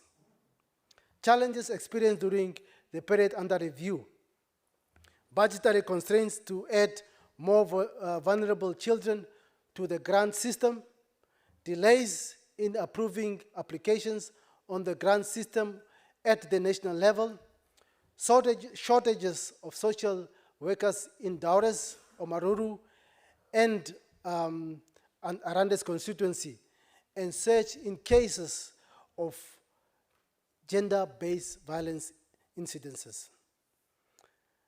Moving to Directorate of Lands, acquisition of land for resettlement purposes. One farmer from Erongo region was resettled during the period under review, whilst 31 farms were acquired in Erongo region since the inception of the resettlement program, comprising of 58 farming units. Knowing that our region has not good farming areas, that is the statistics that we have received. 559 customary land rights have been registered over the 4 traditional authorities in Erongo region. Customary land right certificates were also issued to the traditional authority for handing over to their communities. 4 rights of leasehold were registered during the period under review. Daures Green Hydrogen Village in Daure Daman communal areas and SORA Sun Energy Limited were granted rights of leasehold for energy production in a communal area, while Bosilo Investment CC was granted a right of leasehold to operate a service station in Omashete. Equally, Ongeama was granted a right of leasehold to tourism in the Rawa Traditional Authority. Education. During the period under review, Directorate of Education, Arts and Culture recorded a 5% increase in learner enrollment from 58,538 in 2023 to 56,313 in 2024, an increase of 2,775 learners. The number of teachers has increased from 1,996 in 2023 to 2,019 in 2024. Educational infrastructure. Last year, during my State of Regional Address, I reported that Ministry of Education, Arts and Culture contracted August 26 to construct additional classrooms and ablution blocks. I'm therefore pleased to report that 51 classrooms and 9 ablution blocks were constructed and completed. Omake, please.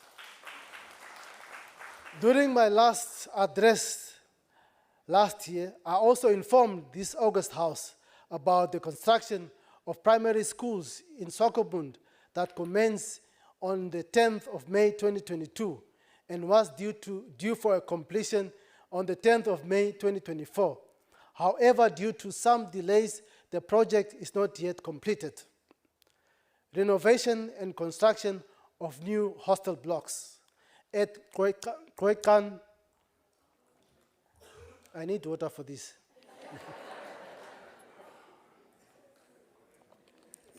Yeah. At Kwekan or Kwekap. Please, hands for me. The hostel blocks at Kwekap Primary School in Tubuses.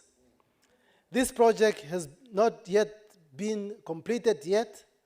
It is still ongoing with notable delays.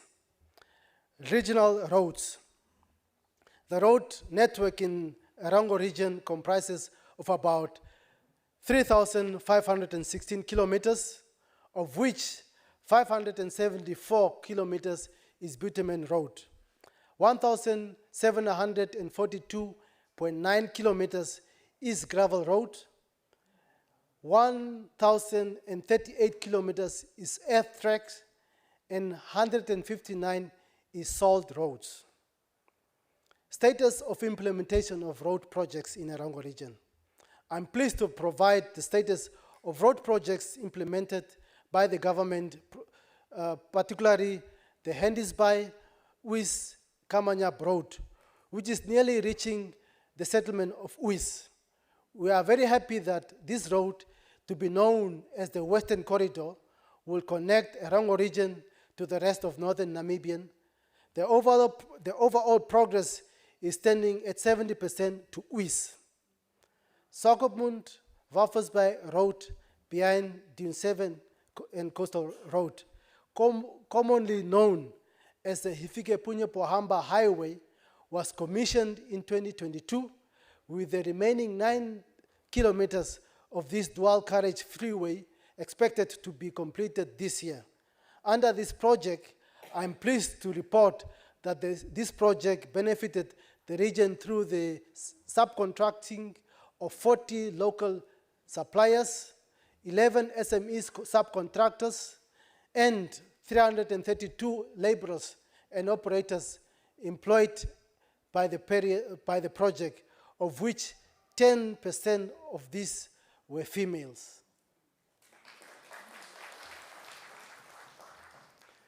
The TR7/1 Karibep-Usakos Road rehabilitation and upgrading, which is the distance of 36 kilometers.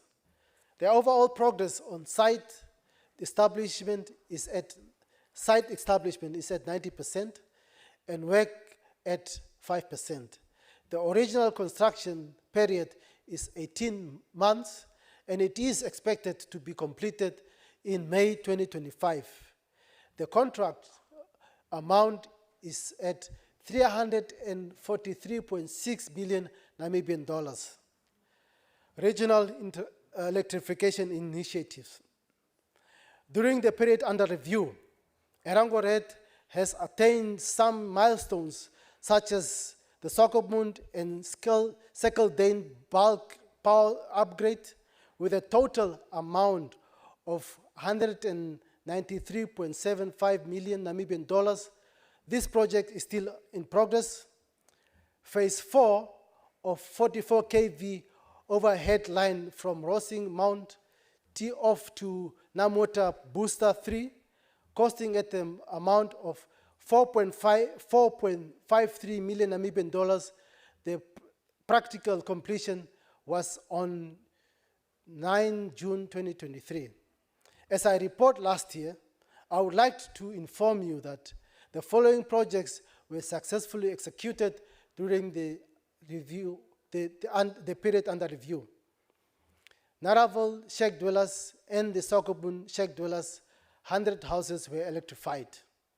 Karibep at Harambe Informal Settlement, a total of 153 houses were electrified.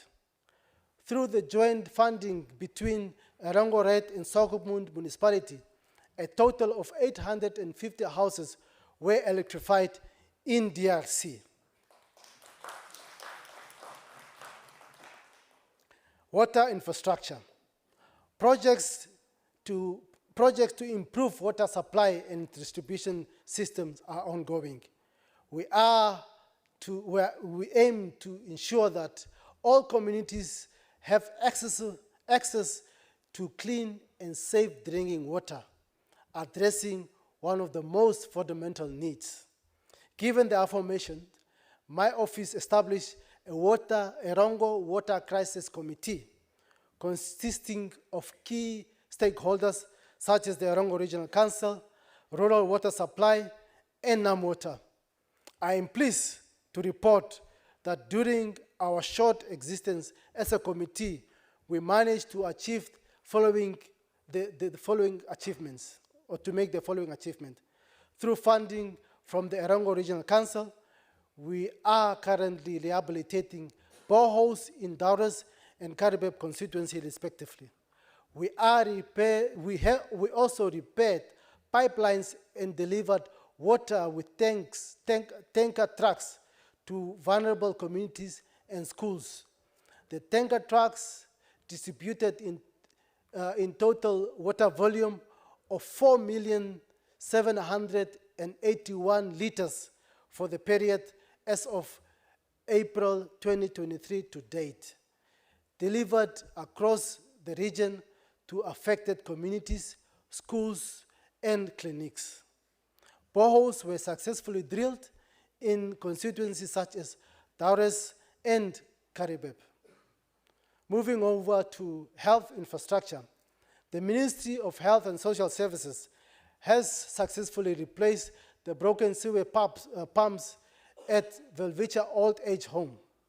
This activity was carried out at the value of 634,939 and 73 cents Namibian dollars for the procurement, installation, and commissioning of submersive sewer pumps. Staff accommodation in Swakopmund as well as Walvisbay district were renovated and completed to the value of 283,644 and 37 cents Namibian dollars. Meanwhile, synergies board were designed and erected at the following clinics: Handisby, Wis, Tubuses, and Spetkope.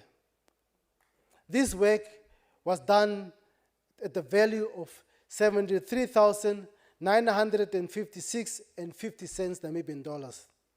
Water tanks were designed and erected at Oshembingwe as well as Handisby Clinic to the value of 490,885 and 50 cents Namibian dollars. This exercise is almost completed with 90% of work done. Approval was obtained to build a boundary wall at Neville Clinic and to undertake minor renovation to the value of 319,145 and 42 cents Namibian dollars. The Coastal Clinic precast wall and Kusabun Health Center wall were repaired to the value of 147,961 Namibian dollars and 205,000 Namibian dollars respectively. The Walvisbay Hospital was identified as one of the hospitals to receive a field hospital intensive care unit through the US Embassy. As a result, a slab was built to accommodate the construction of the slab to the value of 448,869 and 61 cents Namibian dollars. Similarly, the self-contained facility that is fully equipped with modern equipment such as patient monitors and mobile ventilators with a value of 10 million Namibian dollars was set up. The Walvisbay Hospital floors were in need of tiling. As a result, affected floors were repaired at the cost of 665,503 Namibian dollars. Furthermore, Walvisbay State Hospital received a donation of medical equipment from twinning agreement with Zhejiang Province Hospital in China. The essential medical equipment donated are ventilators, patient monitors, baby incubators, and portable suctions to the value of 1 million Namibian dollars. The ministry also received a donation from Debmarine Namibia for an endoscopy machine for Swakopmund District Hospital to the value of 1.2 million Namibian dollars. With the effort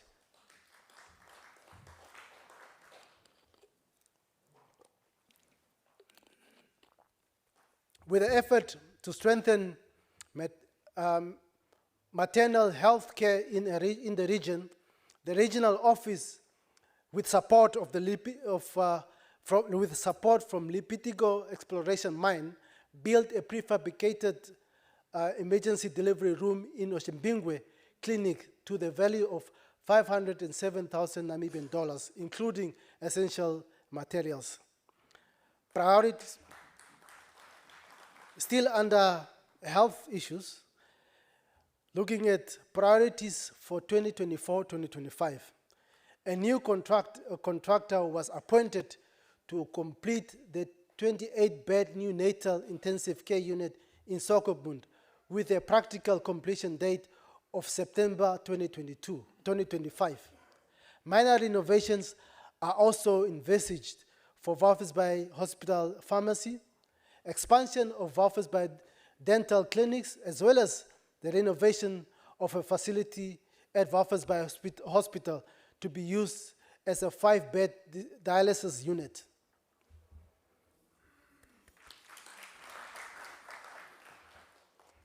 Because dialysis unit is a serious challenge and need not only in our region but countrywide. So we should be very fortunate and happy to hear that development. Moving to my last key pillar, which is international relations. The Erongo region was earmarked to sign twinning agreements with the regions and provinces in South Africa and Democratic Republic of Congo. However, the process was delayed and will be realized during the first quarter of 2025, knowing that these countries this year were in elections and new leadership were put in place in the different provinces and regions. So that also contributed to the delays. Conclusions.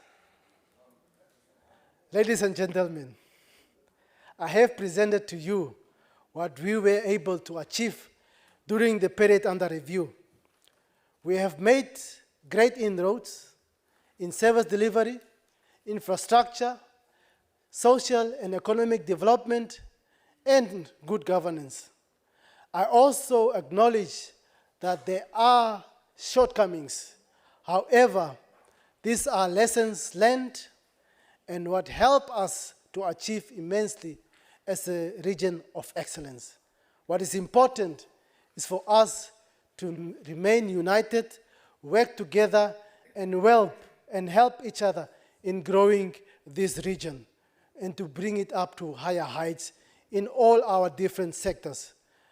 Not one sector will be able to achieve the achievements that we are seeing.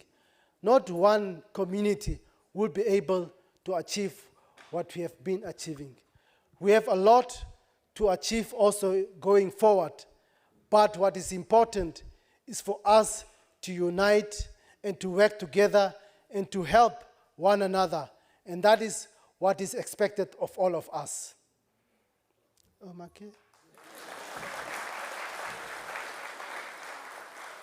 I would therefore like to take this opportunity to thank the private sector and our media partners. Please give them a round of applause. For the invaluable contribution to bring stability, ambience, and information dissemination on governmental projects or programs. Without your support, the residents would not know what and how the region is governed. Thank you very much, media partners. As I presented what would be my final State of Region address, I want to use this opportunity to appreciate each and every one of you for bringing the bricks and connecting the dots to our collaborative success story in our region. Your unwavering support and collaboration have undoubtedly contributed to me being awarded as the Best African Governor of the Year 2024.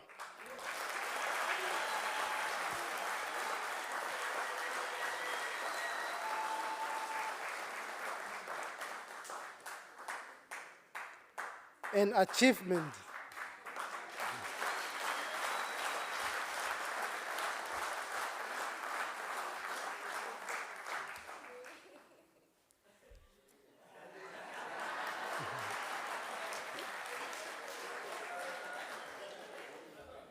This is an achievement I owe to your support and contribution. Together, we are building a brighter future for our residents, honoring the legacy of our late President, Dr. Hage Geingob.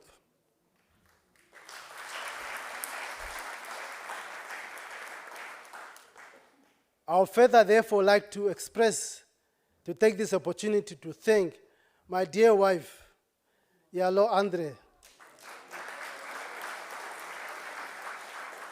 They say behind a successful man, some people are saying it's a finished and complete, it's a finished and finished woman, but it is not in this case. Behind a successful man is a supporting and a lovely woman.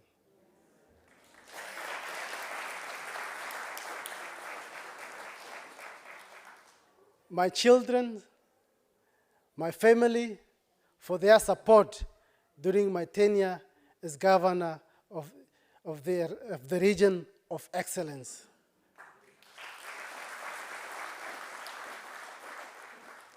On a lighter note, I'm pleased with the voters' registration turnout for the presidential and National Assembly election, where we recorded 94% in Erongo region. I sincerely thank you for having registered, and I equally would like to encourage all registered residents to exercise their democratic right to vote in November elections that is coming up. God bless the people of Erongo region. God bless the Republic of Namibia, and I sincerely thank you. Thank you very much.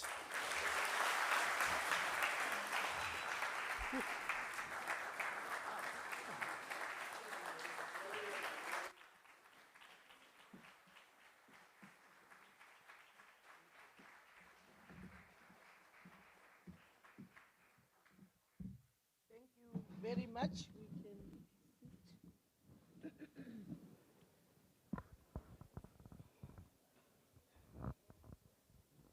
Can we once again give omake to our governor? Thank you, Honorable Governor, for addressing the Erongo region and the entire country. Although Honorable Governor has announced already, allow me also, as the chairperson of the region and as a delegation that accompanied our Honorable Governor to United Kingdom to receive the award, to say this. Ladies and gentlemen, I will now use this opportunity to announce to you that our governor was indeed honored with the Best African Governor of the Year award.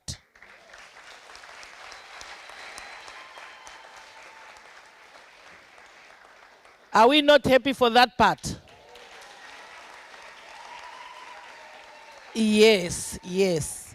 You know what? I always say hard work only pays. If you work hard, one day, somewhere, somehow, you will be awarded. Let's keep on working. That is indeed a very good example from our governor. Don't you want to be awarded also? Because I believe this room is full of leaders, including myself. Thank you very much, Honorable Governor, for taking our name there as Namibia. Thank you. I will now use this opportunity to invite Master Telamo quickly, our Chief Regional Officer, to read the citation on the award before I formally hand over the award to, yeah, we were just being informed, but fine. And then we will now venture into questions, answers, and clarity before we officially close off. Thank you very much, CRO.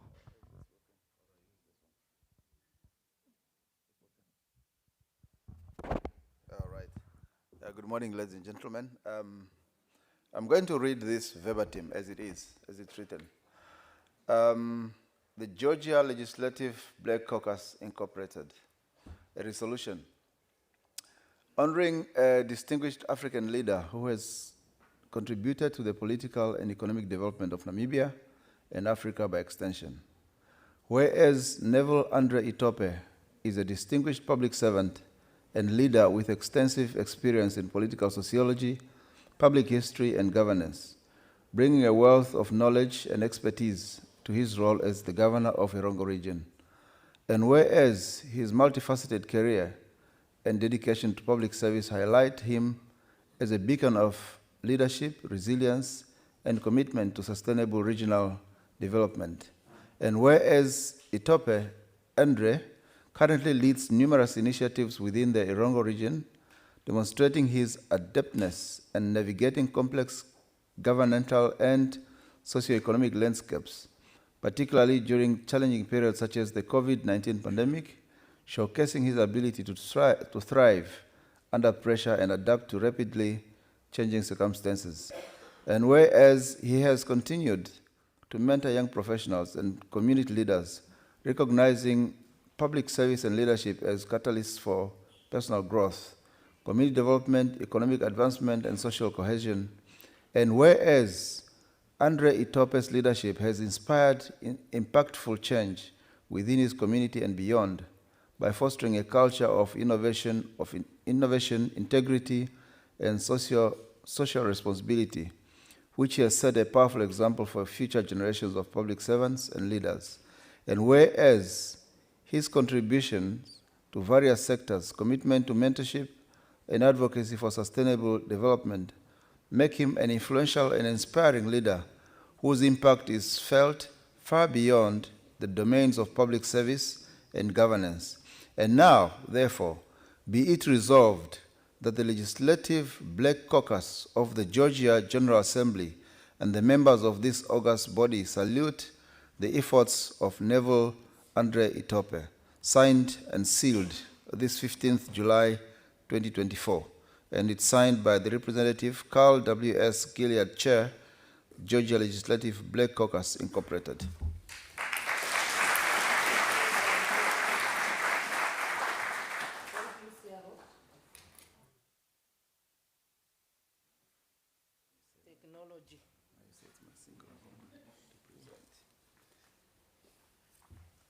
Thank you very, very much, Master Chief Regional Officer, Master Sam. I now officially invite Madam Iyalo Andre, who is also among us, to come and receive this award together with our Honorable Governor. Thank you.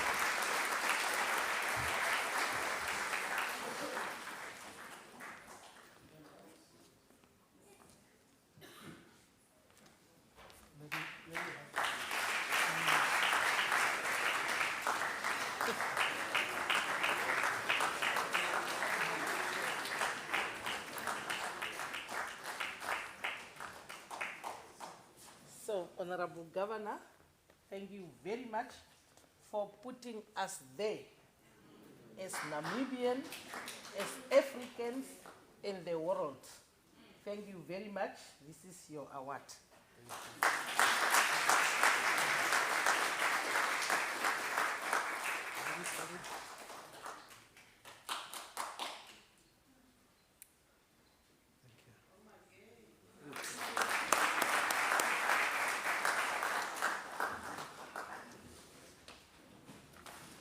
Thank you very much.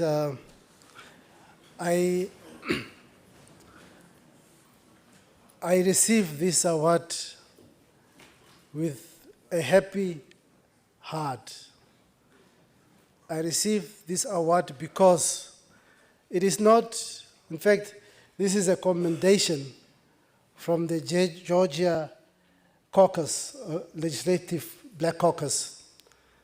And it is,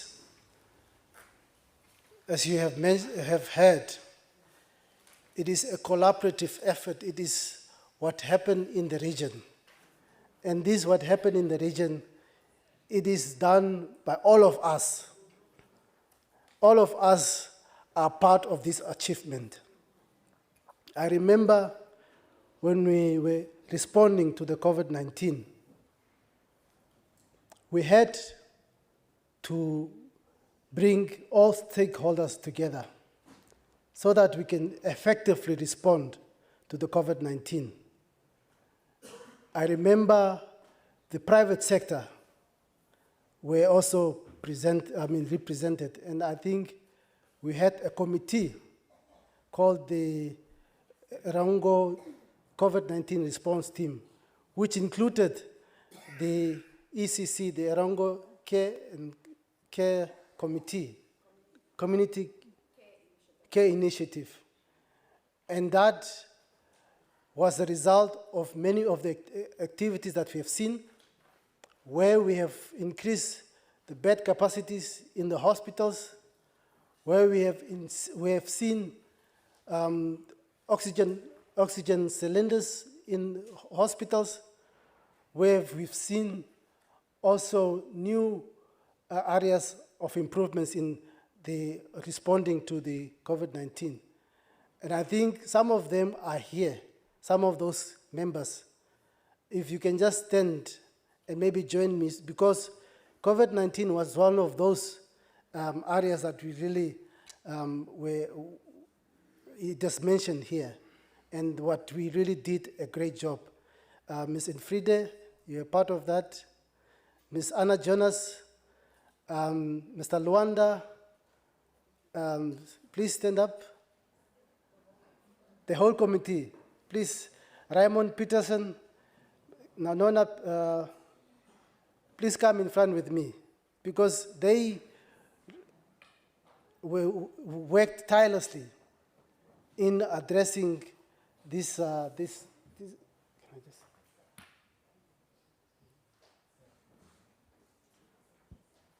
Yes, just please come. Dr. Amir, I saw him earlier.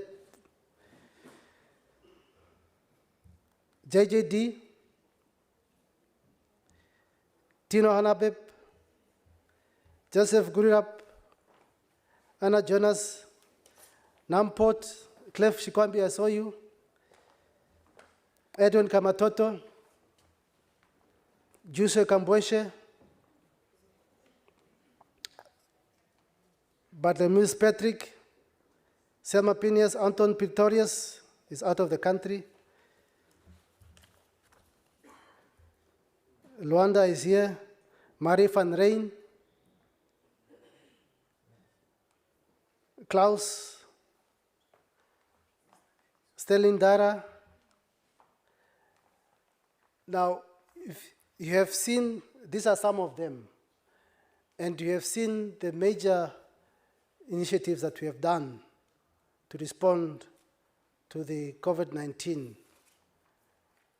Sadly, some of them left us through that battling. You would find that sometimes you will meet, and the next morning you will be told, our colleague is no more. These were Ms. Henrietta, who was working at NAMDOC, Plato at the municipality of Walvis Bay, Mr. Karisep at the constituency office in Walvis Bay.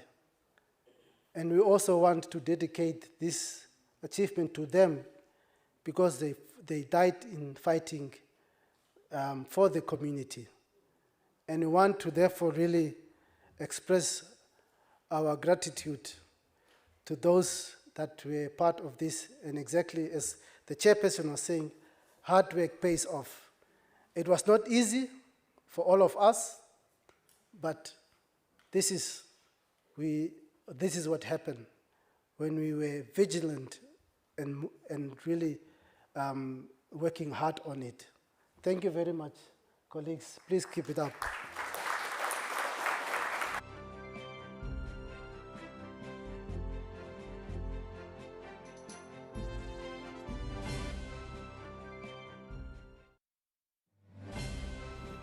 Shorter. Yeah. So in that regards, in that regards,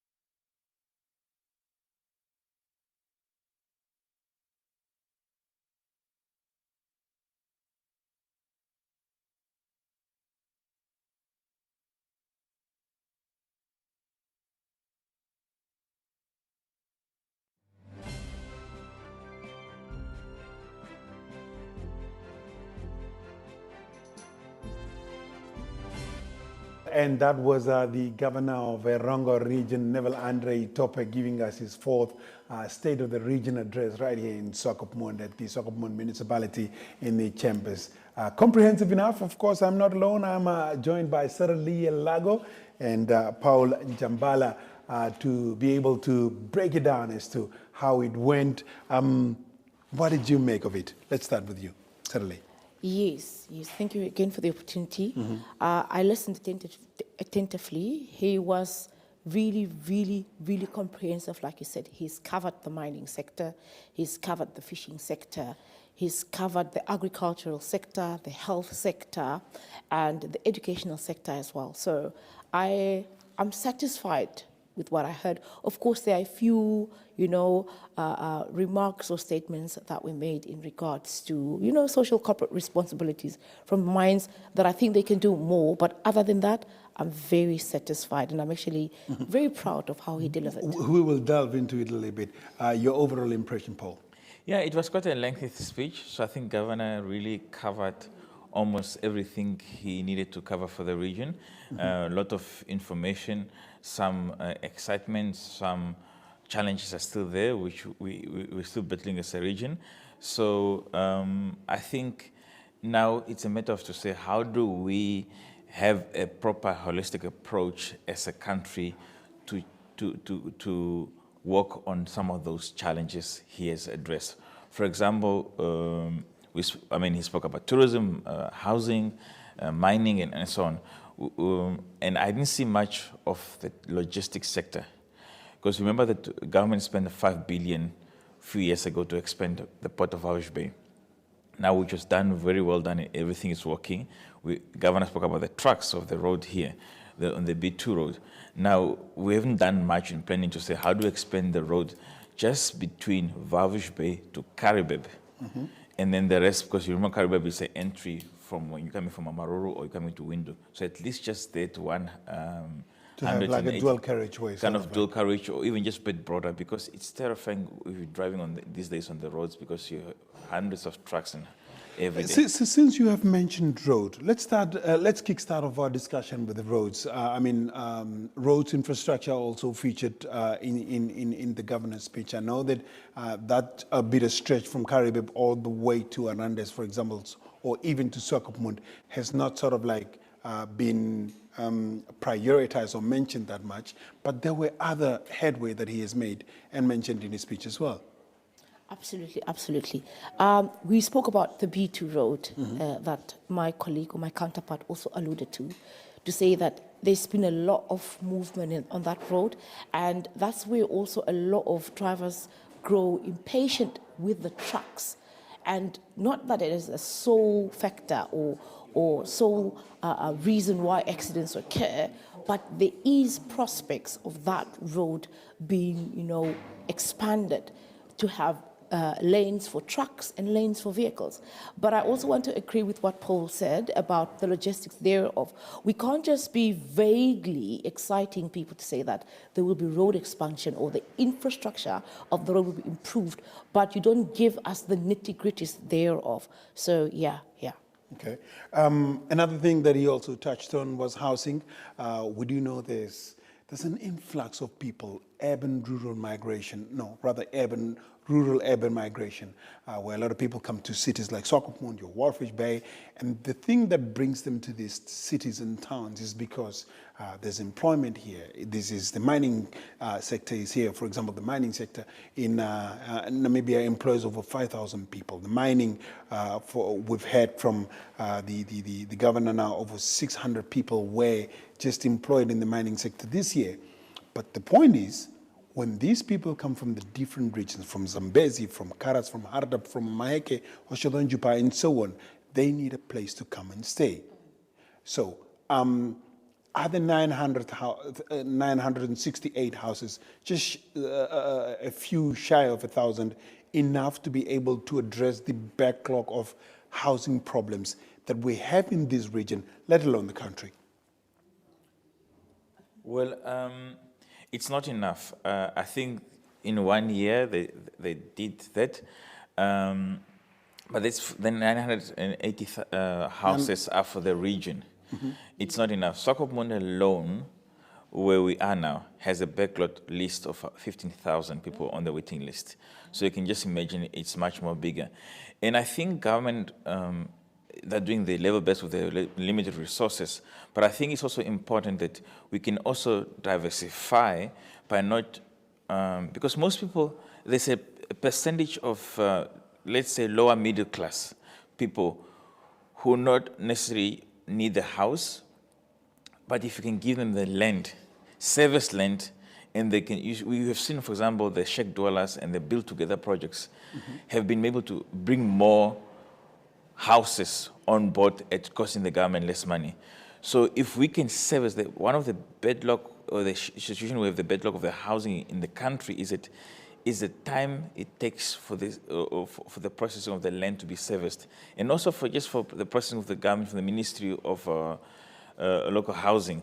So if we can cut time to that, because if you budget now to say I want to build a house, it's going to cost me 50,000, and it takes you 3 to 5 years before the land is allocated to you, the cement price has already gone up. So I think we can provide the houses, but also making land affordable and also available as quick as possible. Marilee, I want you to talk in your answering, also touch on the affordability of the land, because Paul is talking about that the land has to be serviced and ideally be sold off to a person. But now the notion or the status quo is that once the land is serviced, the price gets so much exorbitantly high because contractors then are busy making sure that they're digging the trenches and making sure that ablution facilities and drainage system are in place. Bloat the prices, so to say. What remedies should the government do, or are you also in agreement with him that the availability of the land should be made prior to a person or before a person is built a house, so that maybe you give me a serviced land and you tell me this is my piece of land and then I can then build my own houses because the service is already running there? My honest opinion, and it might be a bit controversial, is that government should cut out third parties. Okay. Because we've got an entire ministry, which is more responsible for the rural development, or urban and rural development for the country. Why can't we expand departments within that ministry to say, if we need surveyors or quantity surveyors or engineers or whatever, we create these departments within this ministry that can take on housing in its entirety in various parts of Namibia. And I want to give you an example, right? If you look at the Rent Control Board, or the Rent Control Act, rather, there's so many gray areas to such an extent that you cannot control how much somebody can ask for housing. You can't regulate that. So perhaps the first thing that we can look at, other than expanding this or taking house delivery or bringing house delivery to the Ministry of Urban and Rural Development, is to say that, one, how can we come up with frameworks that regulate land delivery, and not only land delivery, but attainable land or affordable land delivery to the people. Because like my counterpart said, and I just want to say this is really, really important, if you give somebody unserviced land again, they still need contractors to service their land. And if you give them serviced land again, the price is exuberant, like you've said. So it's a catch-21. But I think for a population as ours, we've just become, I think, 3 million. With our resources, there should be no reasons why we can't deliver affordable housing. Just so you know, the time on this surface always tend to fly by. We've got about 5 minutes before we cross over to the 1 o'clock news. I also wanted to touch on crime. Crime has also been reported in the governor's speech that it has increased by 5%. And I also wanted to tie in with what the Swakopmund municipality have done recently, and that was to do with survey on drug and alcohol abuse. How best can we address this? Yeah, I mean, the crime, it's not a one-day solution. Even some forum meetings we had recently, and we said, the survey is important to give us enough data, because when you work on a problem, you don't know what you're dealing with. It's a challenge. So that data is to help to say, what are the nitty-gritty, the issues we need to address in, and which one can be what you call it the short-term solutions while you're working on the long-term. So even with this mining coming on board and so on, and creating more jobs, that reduces the problem a little bit. Because 5 years ago, there was about 700 young Namibians who were put on the street when they lost job in the mining sector. Mm-hmm. So now that, not just an excuse, but it's one of the reasons why there's a big, and then plus we had COVID. Another influx of hundreds and thousands of people went on the streets. So that's why we see that the big crime rate has grown in the Erongo region, and especially in Swakopmund also. Mm-hmm. Quickly, let's touch on the fishing industry. I was surprised. In the first quarter of the year, 4.1 billion quantities, or in monetary terms, of fish was exported to foreign markets, which is good money, one would say. But are there any low-hanging fruits that you think we could have ripped off from? Well, first of all, he mentioned the biggest market is Spain. Of course, it's for hagfish, which is when you look in volumes, it's the second largest fish. But the biggest fish we have in Namibia is horse mackerel. So now that one, I see there's still opportunity where government can empower locals. We have these big factories, they're producing. Let the traders who trade fish to be local, and also improve the transport logistics. That there's more local Namibian trucks getting the contracts to do the jobs to take the fish out, instead of mostly now we think Zambian trucks which are on our roads here. And then they're getting preferential treatment on our roads compared to our own local trucks. Okay, good.